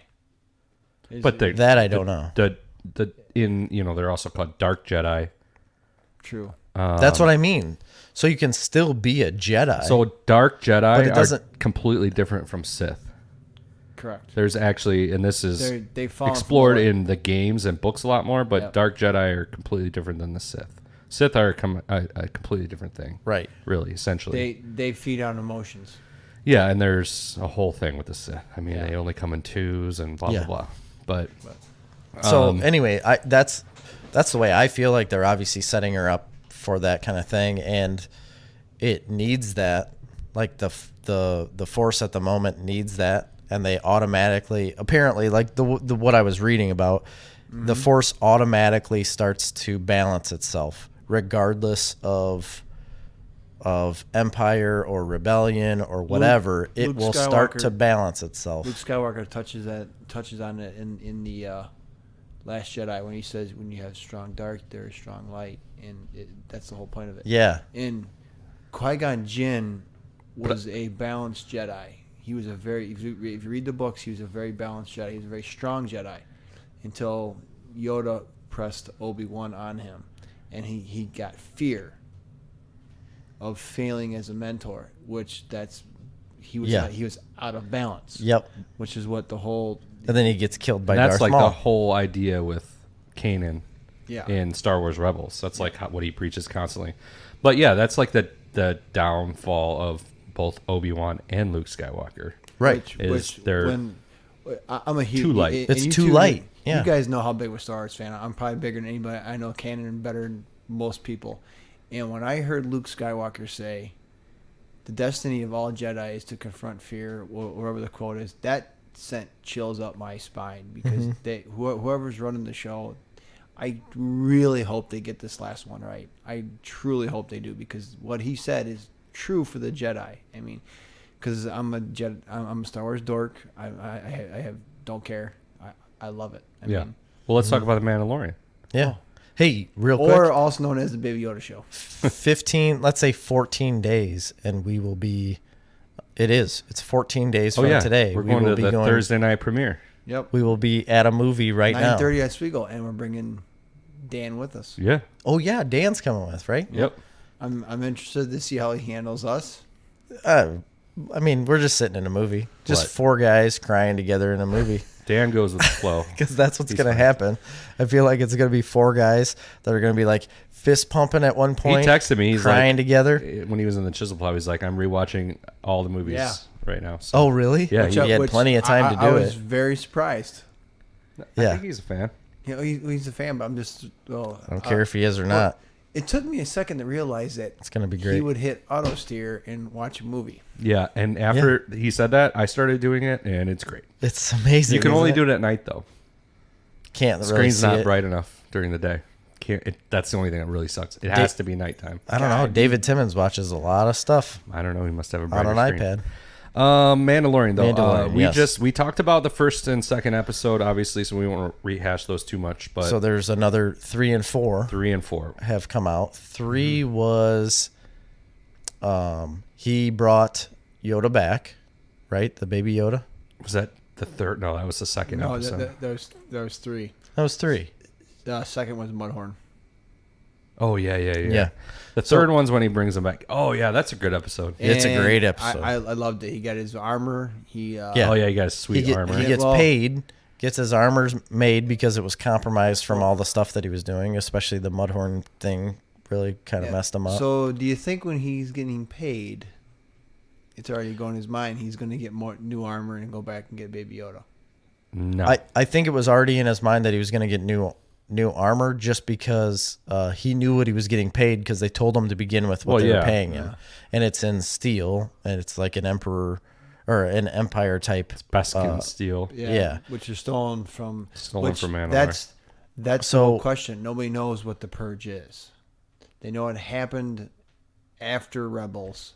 Yeah, I mean, we can get an idea from Rebels in that there's a lot. They talk about Mandalore a lot. So I'm assuming what they're talking about is the Empire's takeover. I saw a couple stories today that were one of them was labeled as what we know about the Purge thus far.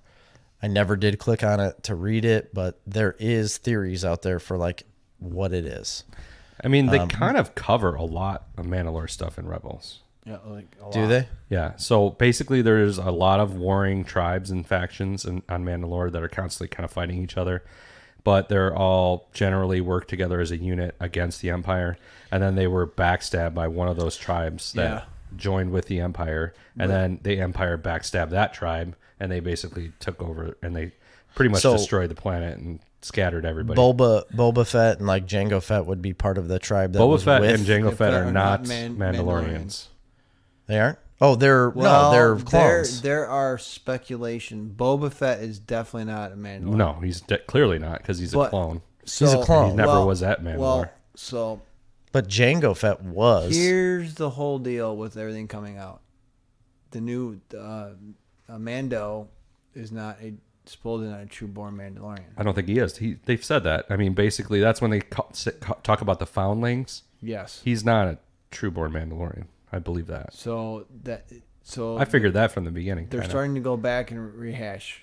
Was Jango Fett really a Mandalorian? No, I read an article about it the other day, and it's definitive that he is not. According to canon, they are both not. They just really. I guess I didn't know that. Yeah, I thought Jango was at least. I know Boba's obviously a clone of Jango. Jango had Mandalorian armor, but yes. He wasn't a Mandalorian, or he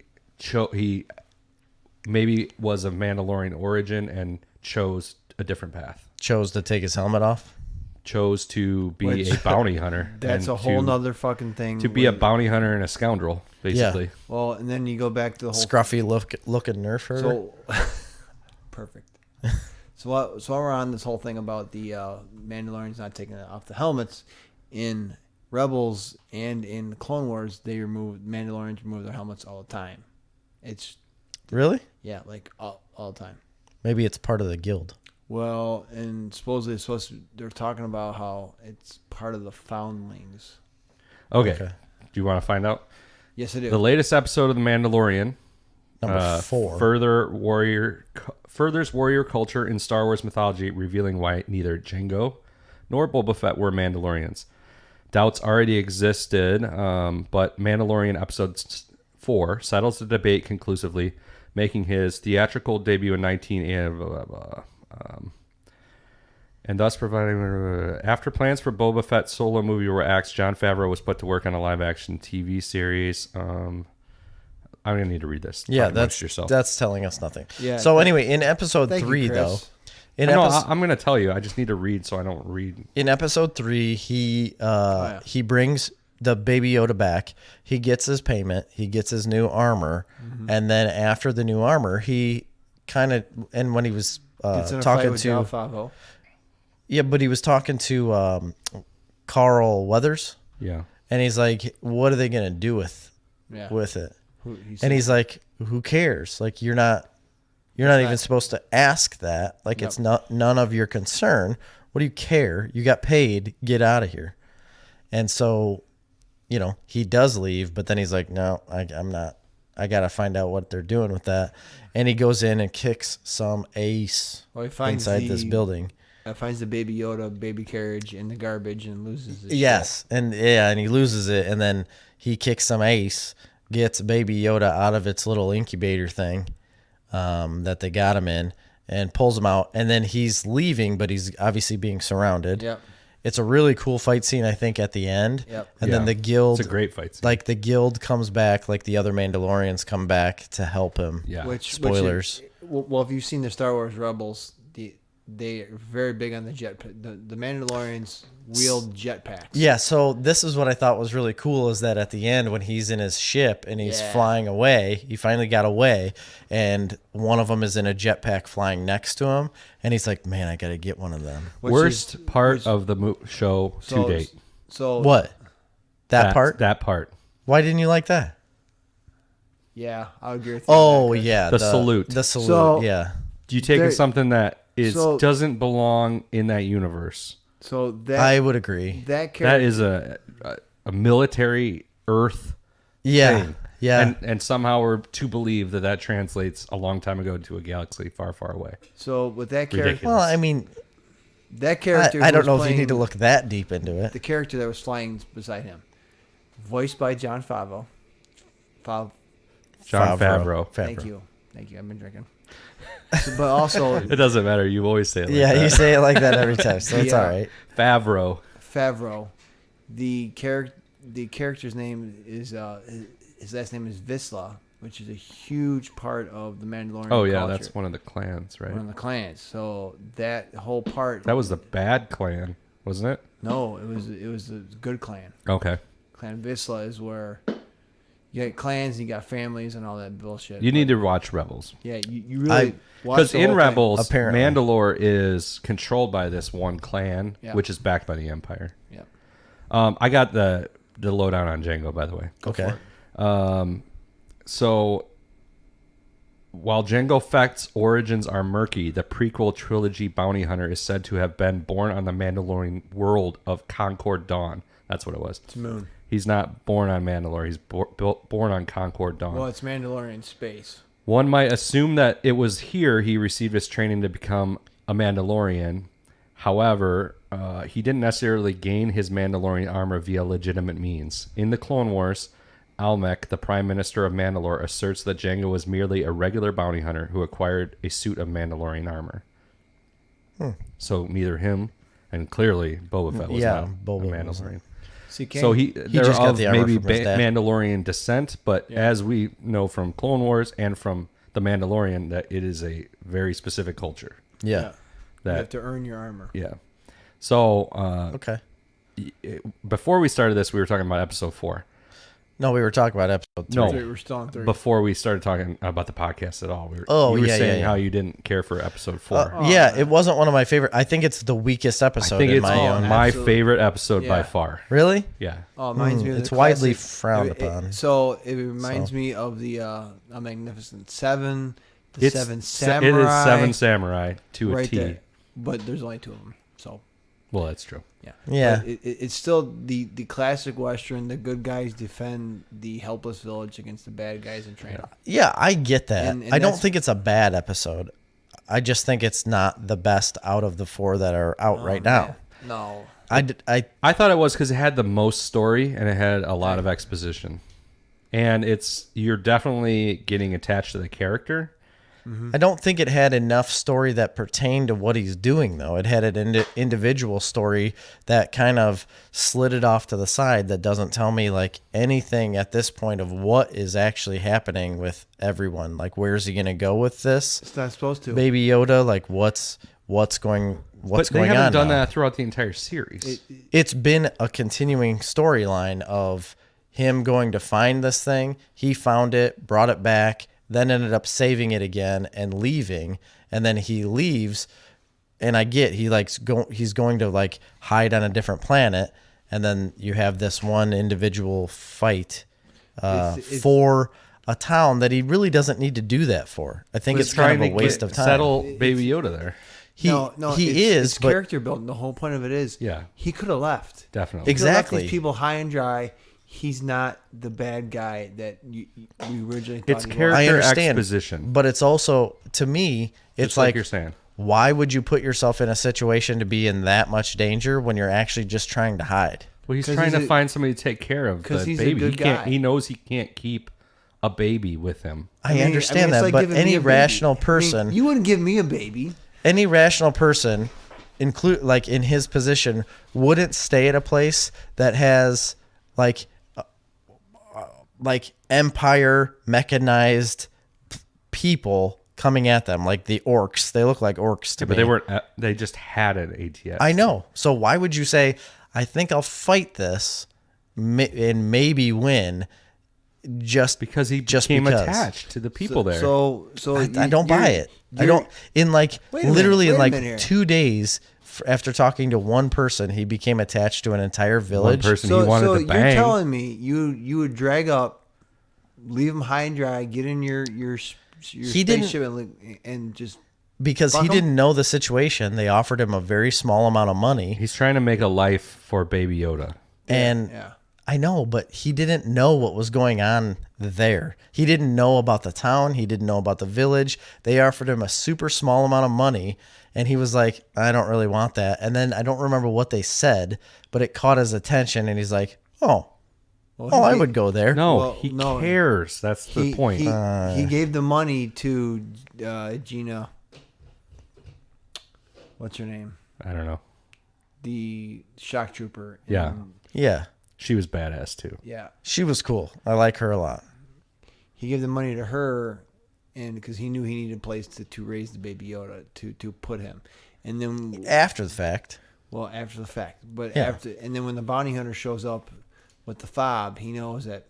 Yes. Well, yeah, I know that changes the whole dynamic. Now it's going to go on a path where you're like, well, he has to take it with him, obviously, to get him out of there because they know where he's at. They made this episode to give you character exposition, to make you care about that character, to make him into a good guy, and I already thought he was when he went and saved him, and to make Seven Samurai as an episode. That's all it was. But that's what all these episodes are. They're going for very particular styles, and that's why they made that episode. Spaghetti westerns. I mean, it was a 100%.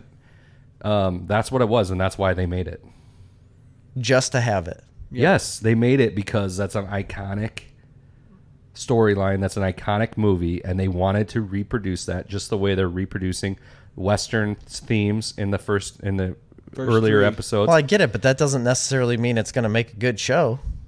Just because you want to replicate something. It is making a good show, and I think the whole show. And I will argue that makes it a better show. I don't, and that gets you way more invested in the character. So it didn't to me. So, really? No, I was already invested in him when he said You're making me angry. Me too. Why? You're already invested in him when he like abandoned everything he's been doing before and saved this baby Yoda. But he could have cut and run. But yet he chose to stay and defend a helpless village. I'm going to tell you, I'm way more invested in that character after the 4th episode than any connection I had to the character in the first 3. Really? I wasn't. I was more invested when I found out that he was going to fight this entire like. Is it what? Cara Dune. Okay. Everything that he's ever done in his life has been built around the guild and getting those little missions and whatnot and going by that. You don't know that. Yes, you do. That's what he's been doing. You don't know that. He decided to not follow that and go back and save this little Yoda because he cared about it. That's where you buy into the character and say, like, I know he's a good guy because he's doing this now. I'm not arguing that you don't know that he's a good guy earlier. It's just that you don't have a lot of information about him or a lot of attachment to him personally because he's barely spoken up to this point. And then in that episode, you get to see, first of all, he's himself questioning his entire upbringing. He's questioning the guild. He about takes his helmet off. Yeah. He dreams of a world which he could live a quiet life. Yep. Yeah, he does. And removing his armor and never putting it back on. Did you notice raising a child? Did you notice the time jump?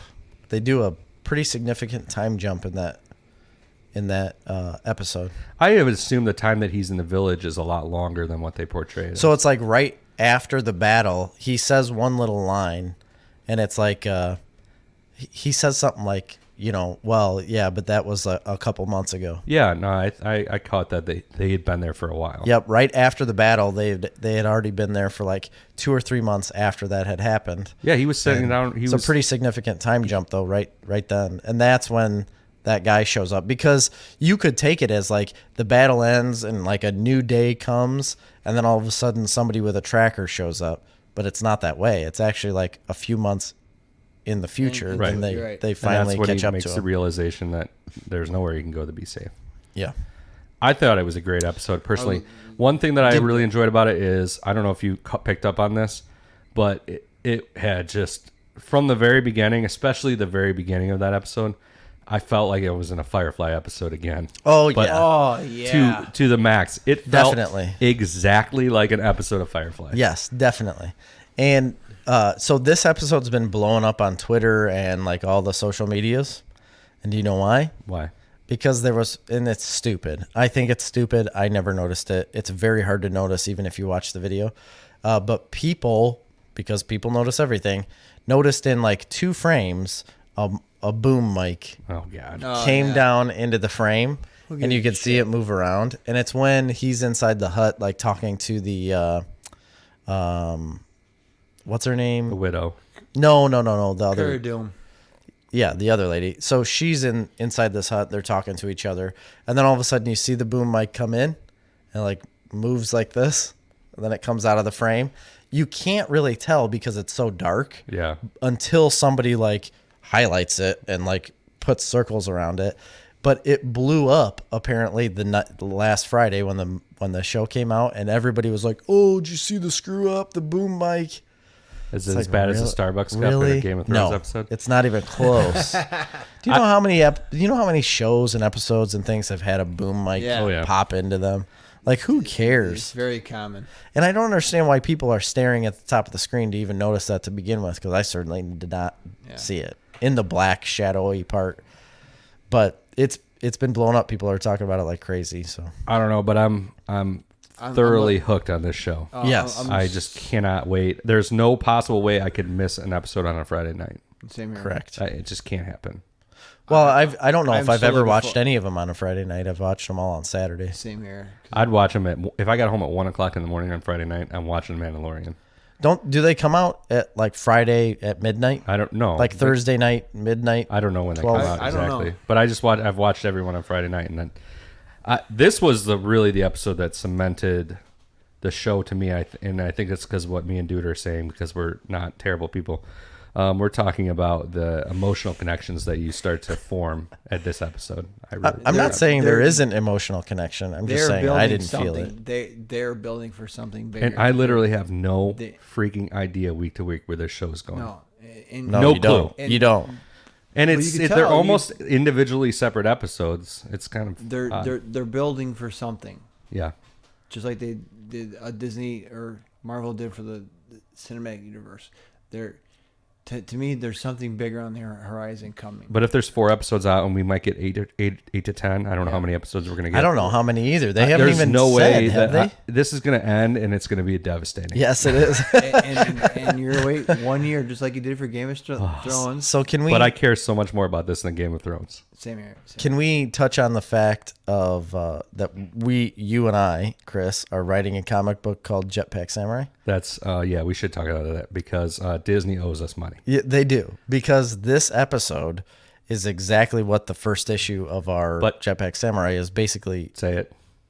What? To be fair. To be fair. It's a trope.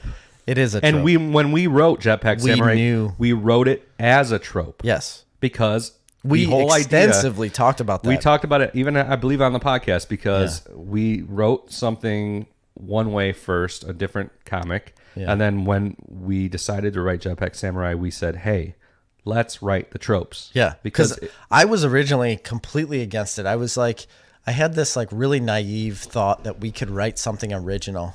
Nobody can write anything. And original. then, the more and more you look at things, you can't write anything. But then original. you look at the Mandalorian. All been done. And it's all trope. Yeah. Every bit of it is a trope. But every scene. And there's one change to it. It's a Mandalorian. They've said that. I mean, absolutely, they've said it. And that's what we're saying is that, that's fine. So dig into the trope, do the trope, My but only do it your downside way. is this. he did. Yeah. I know, that's what I'm for us. That's what we said. Here's my only issue is that it is so vastly similar to Jetpack Samurai that when that comes out, it's gonna seem like we're copying off Mandalorian. I know, but that's not the case. But it is exactly the same thing. I know. Like the Jetpack is a big thing. Sorry, you guys are fucked. Yeah. It does. We talk about like it is what it is, but we don't talk about he doesn't have armor. But the jetpack is, in a sense, the same idea as the Mandalorian armor. Yes, it is. And it's a town that he shows up in that he has to defend from a threat. Has a bit of a love interest. He has a love interest. It's the same thing. It's the same thing. Without a Baby Yoda. No Baby Yoda, and it's a mining town rather than a fishing town. And it's still kind of... the Mandalorian's a little, I believe, softer than Adachi. Yes. Adachi's a pretty gruff character. Yes, he is. Adachi is our main character, by the way. Adachi. So I've got a new employee at the lock, and he started listening to Snarf Talk right away because I immediately started talking about it. He's huge into anime. Wait, let me cut you off there for a second. You know how there's like a huge problem with like, and I'm not comparing this situation. I'm just saying like in general, we have a problem in this country going on where they're starting to crack down when bosses are getting involved with their employees, like in relationships, because like it's a power dynamic, and they're considering that sexual assault. You know that? No. This is the same situation that Jerry's got going on. He's forcing his employees to listen to the podcast. He forced Well, that's not himself. true. He forced himself on his employees. Yeah, to he's listen to the forcing podcast. himself. That's not true. I offer the podcast up to them. Say, if you would like to listen to this, you can, but you won't get any raises. I'm just saying it furthers my theory God, that you're part of the just patriarchy. A horrible Yeah. person. No, I definitely am what? part of the patriarchy. Short people. They're the worst, aren't they? Sorry, go ahead. I didn't mean to cut you off. But yeah, I just told him about it, and he's like, "Oh, I'm huge into anime."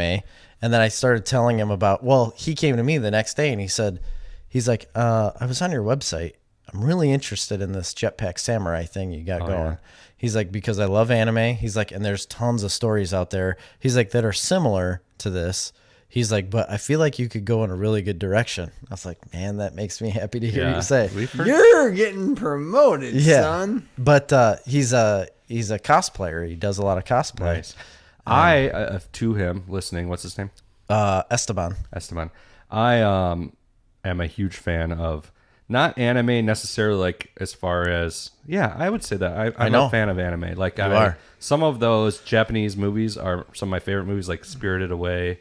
Yes. And he threw out a ton of names of different anime. Princess stuff to me. Mononoke. Guys need to go watch that. That's a great seen movie. Princess Mononoke. Yeah. What's the one with the moving house? I can't remember. I'm not an anime guy. You know what I'm I know talking exactly about, what yeah. you're talking about. Yeah, that is amazing. Yeah. I'm not an anime guy. I never have been. I told him that, but I told him, I was like, Chris, So in other words, you the hate other this guy. guy? You just, No, I he's love a really great guy. Did you just Ronin spit in his Warriors. face? I've talked about that before. Yeah. Oh, Ronan, that was an awesome Show, yeah. Yeah, they're all different colored. What was the guy, the main character? He had white armor. I think Oh, Bill. Wildstorm or something. I think it was Greg. Wildfire? No, it was red. He had red armor. Oh, yeah. One of them was Wildfire, though. But his real name was Frank, wasn't it? Yeah. You wouldn't know seriously. because you don't like anime. Is Jimmy Jimmy Smits. Jimmy yeah. Gibbons or something? Yeah.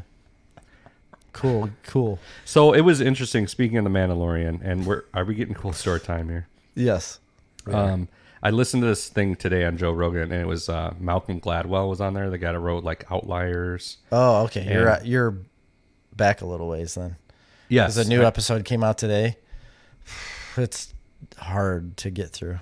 Which one was it? Oh my gosh! So there's the movie that came out on Netflix called Game Changer about the vegan. Oh yeah, I it's listened to basically that, like and a I ve- love that episode. I was really interested. It came out literally today. No, it didn't. Yes, it did.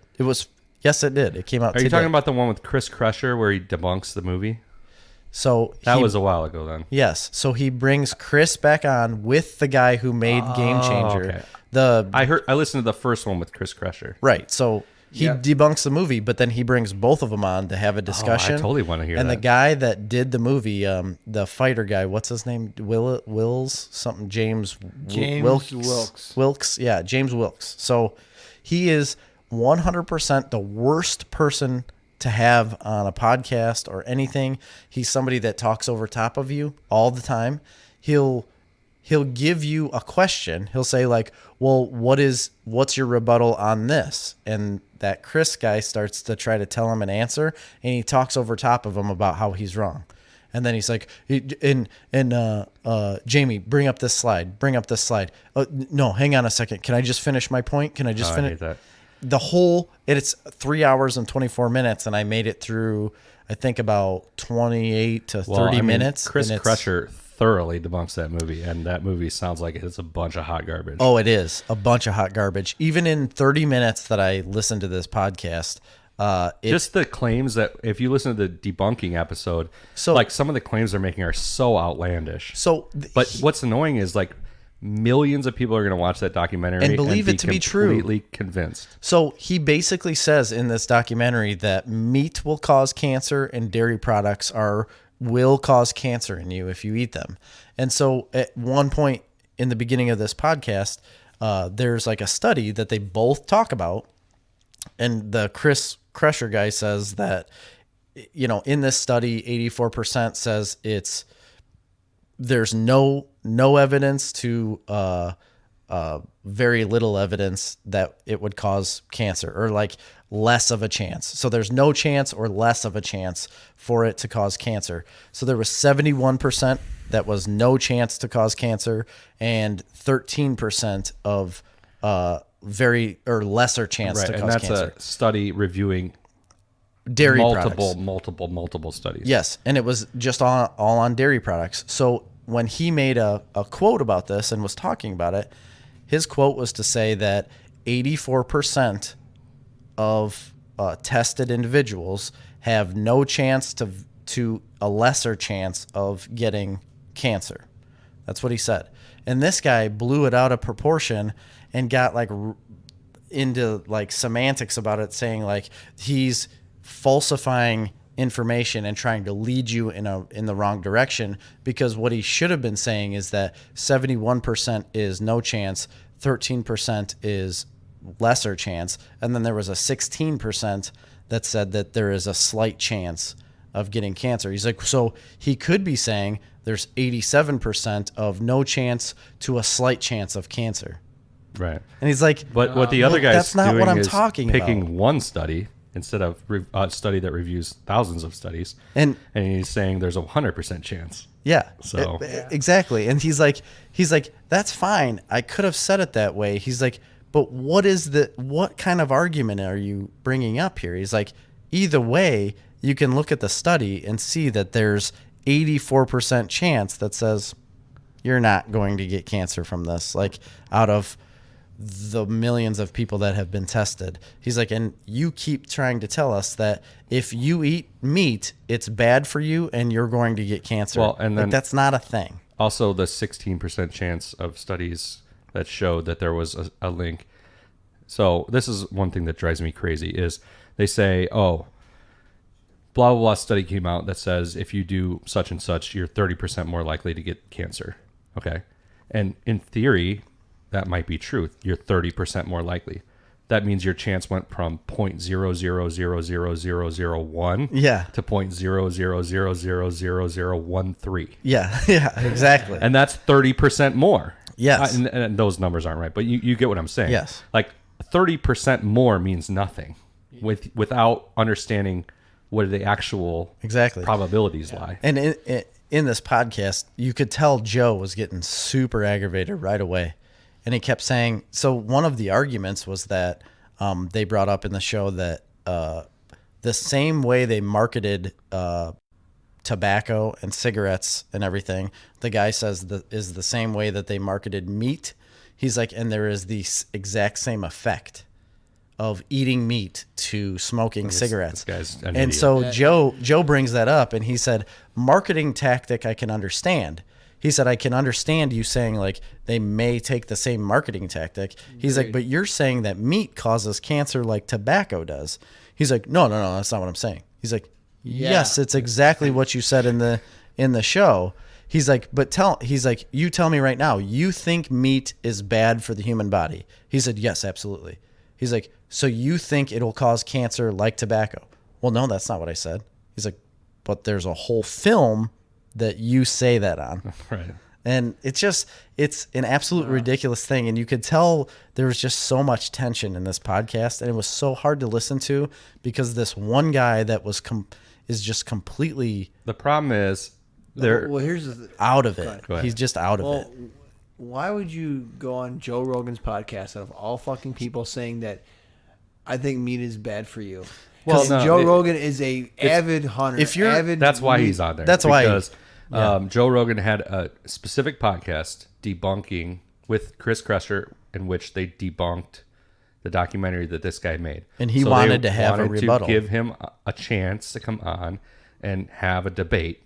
Yeah. Because at this moment in our world, like in all of our entertainment, whatever type of media you ingest, Joe Rogan is the biggest thing right now. He's the biggest in media. His podcast is the biggest media source that you can get on. That's why a lot of political people are getting on there right now. Like actual politicians are getting on there. Bernie Sanders was on there. I've been that was a really good episode. If you have a chance to read or watch the Bernie episode, it's all right. I thought it was kind of. But the one lady from Hawaii was on Tulsi there. Gabbard, that was a good one. Andrew Yang was very good on there. She's pretty cool. Andrew Yang's really good. But anyway, it's a huge media source right now. So this guy gets on there and he is passionate about what he thinks it to be real, and he wanted to defend that, and I can stand behind that and say like that's a good thing. But at the end of the day, man, the problem is just. Here's a huge problem I have is that, first of all, these documentaries are made such a way that if you watch them and you get the cherry picked data and you get the sob stories to go along with them, it's impossible to not just believe what they're telling you because you're watching a documentary. Right. All right. And there's millions of people that will watch that and not critically think any further into it. They're just going to believe it out the gate. It will be taken to heart, and that's the way it should be. And the bigger problem though is that there's no rebuttal documentaries currently. Right. All Hollywood puts out continually are these vegan backed documentaries. So and also all these anti-agriculture documentaries. Yeah. And it's been going on since Food Inc., which caused huge issues in the agricultural community. And it's completely ridiculous. I made it through 20 minutes of Food Inc. I went, this is total fucking bullshit. Do you understand how many people cite to this day that cattle are not meant to eat corn and it kills them? Yeah. Oh, and I know. That comes from that documentary, and it is not a full truth. No, it's not a full truth. Now, is it 100%? If they ate only corn 100% of their diet, is that what they're supposed to be eating for 100%? No, and that's not what happens. They're just like, but random people on the street, it's not that might not have ever saw that documentary, and now it's just a talking point. It's just assumed that everybody thinks that cattle are not meant to eat corn. There are so many high school students at this moment around us right now that believe that stuff right now. Yeah, like I do a youth group with my church, and there are so many young kids there that say like, I'm not going to eat beef because I want to make sure they're happy cows and they get to eat grass and whatnot. I'm like, you guys need to come. Like, I honestly want you to come to my house, and I'll show you how our cows live and what they get fed and whatever. Even the ones that we're feeding out, they still get to eat hay and grass and whatever. Like, yes, they get corn, but delicious. You have this perspective of what someone else People has told think that you, but these you cattle don't know. Are in a feedlot only eating corn. Yes. When in reality, 90% of them are just grain finished. So in the beginning of that podcast, the thing about it is grass. Exactly, they're grain finished. That's what it is. Corn is a grass. It is.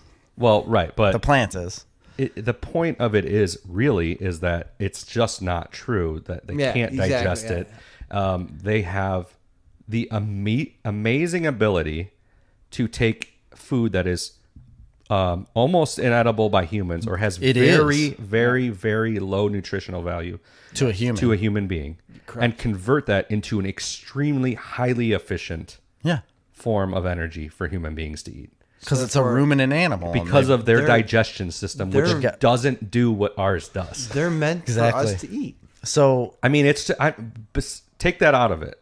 Just them as an animal, as a whole, are built to digest this type of food. To digest insoluble or very, very low quality food. Yeah. And to turn that through a very highly efficient process into extremely nutritionally potent food for human beings. So it's a very good system that we have. And they have a whole episode on there talking about, and Chris Kresher in that episode, it talks a lot about his first episode, talks about a lot about regenerative farming and how what we need to do is change our agricultural model, and then we need to be integrating the cattle into our Midwestern farms and grazing them on our farmland and blah, blah, blah, blah. But it's it's so much more efficient to grow grain where grain grows and grow cattle where cattle grow. Right. It's more efficient to grow cattle in Texas and Oklahoma in a warm weather climate with a low value land. Yep. And then to grow grain here where it's highly productive and ship it down there. Ship it down there, yeah. And like there's a reason why this exists. Now, I do have some issues with some of the ways that the agricultural industry is moving towards super large production farming, and I think that there's definitely downsides to that. Don't get me wrong. Yeah. But I'm kind of been mounting, and I've been on Twitter constantly trying to shout out Joe Rogan because he's a very open-minded guy, but he's in an echo chamber in California with no information on what agriculture is. And we need to get, as a community, agricultural experts to get on his show to explain the truth of things. And the great part about it is that he listens to all sides. There's like he may have an opinion, and he always does spout off like certain things that he believes in, but it doesn't matter. He's going to bring on both sides and let them talk about what they want to talk about because he knows that's the right way to go about it. Right. And like my opinion, his opinion, her opinion. But right now, that's one category where he has not been very open-minded. But I think it's just because he has not had any opportunity to get a different opinion put to him. Yeah, absolutely. And so at the beginning of this podcast, why I knew it was like such a shit show, like right off the bat, is because this guy's talking about his documentary and whatnot, and Chris Crusher says, he's like, you talk about this plant-based diet and whatnot. He's like, I technically have a mainly plant-based diet. He's like, every meal of mine, almost, he's like, is 2/3 plants. He's like, and 1/3 meat. He's like, or some sort of protein. He's like, so that is a majority plant-based diet. I have a mainly plant-based diet. He's like, and you could go by plate. He's like, I don't care what you pick. He's like, but that's what it is. He's like, so when you talk about a plant-based diet, he's like, you don't have to be vegan for these things to fix absolutely. you. I mean, there's two different things going on here, right? And the guy got so offended by that. Well, there's vegan for animal rights, and then there's vegan for health. And the thing about it is, vegan for health is not the right approach. No. So if you want to be vegan for animal rights, whatever. And there's a lot of misinformation that you have, but that doesn't mean that you should not be eating. Okay, if you don't, 100%. Our bodies are made to have some kind of animal protein in them, or protein, whatever. So now you can bypass that by using peanut protein. But there's still a lot you can't get. Okay, I agree with you 100%. So where I was going was this: my mom always had some kind of meat at dinner, and we always had 2 vegetables or a grain and a vegetable. So 2/3 of our meal was plants.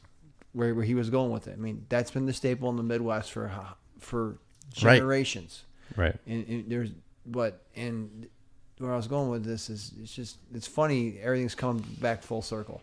Where we grew up with meat and potatoes and meat in a vegetable, and we're coming back to that now. Everything in moderation. That's what it should be. Right. Well, I just think, my larger point is that, like, if you don't want to eat cattle or actual meat like red meat or pork or whatever for ethical reasons, I understand. Fine. That's your prerogative. But, you should eat eggs. Yes. Because that would be a great supplement. You can get everything you need from the eggs. Eggs are like... but those poor chickens are unbelievable. Well, then find whatever you consider to be ethically sourced eggs. I'll sell you eggs. And, okay, if you don't want to eat eggs, that's fine. Eat mollusks. Yeah, eat oysters. They've got so much stuff. Oysters and clams have an immense amount of protein, and you can get everything you need from that. And guess what? And he mentions it on podcast. There's a lot of research that mollusks are more primitive than plants. Right. So in protein, like the primitive protein. No. More primitive, like They're not animals. Oh, I see what you mean. They're like, it's less than eating a plant. Like plants have more knowledge or like brain. Yes. There's nothing going on in a mollusk. It's not an animal.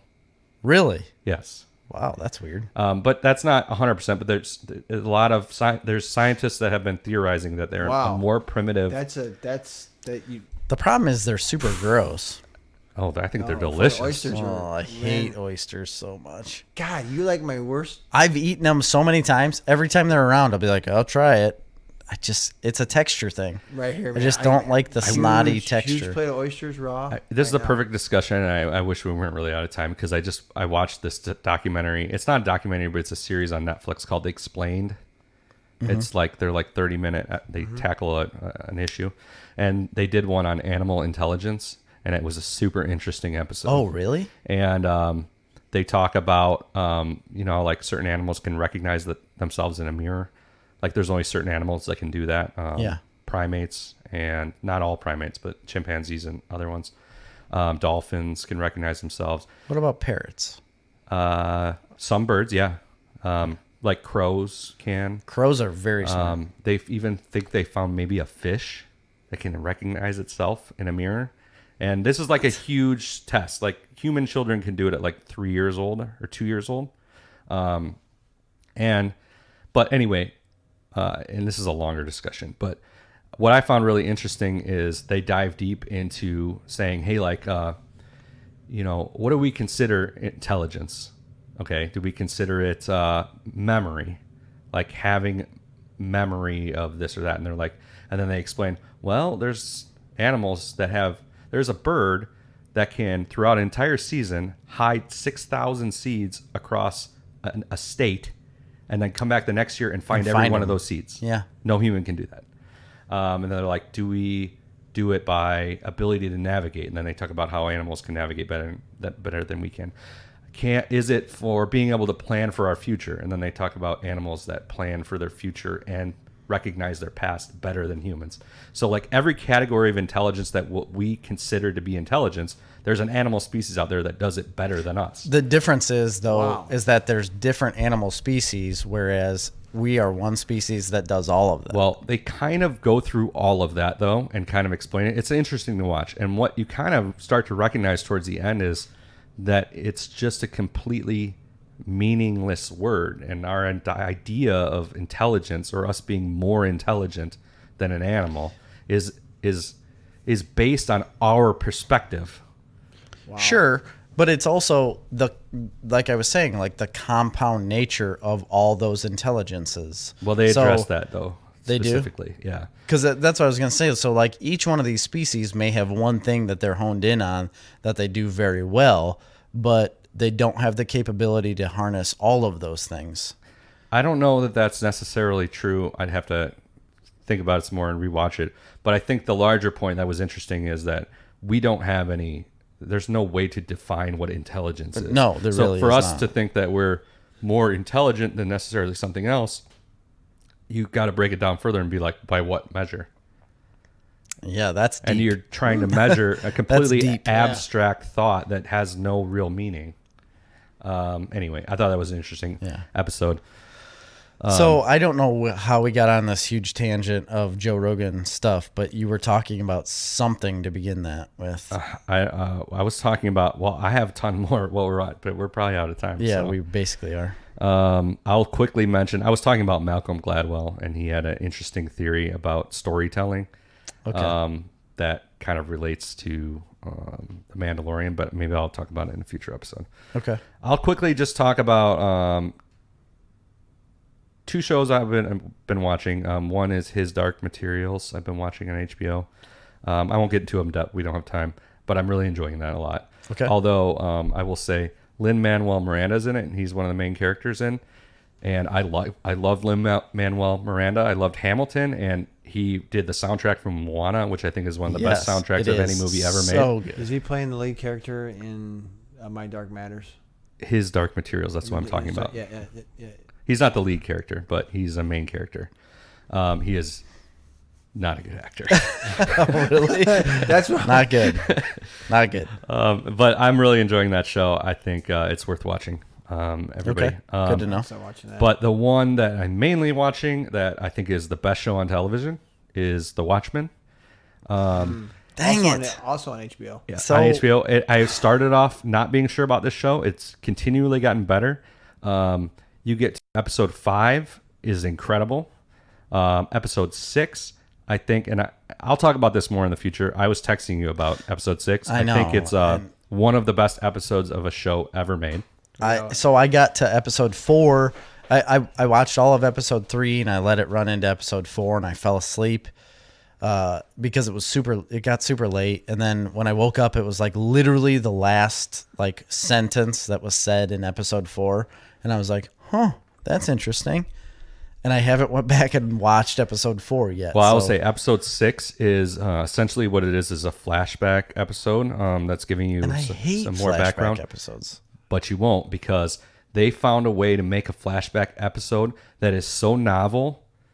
Really? And it's unlike any premise-wise. The way that they justify doing this episode of a flashback is it's the most original way to do it, and it's something that nobody would ever think to do. And it also ties into the storyline why it's even happening.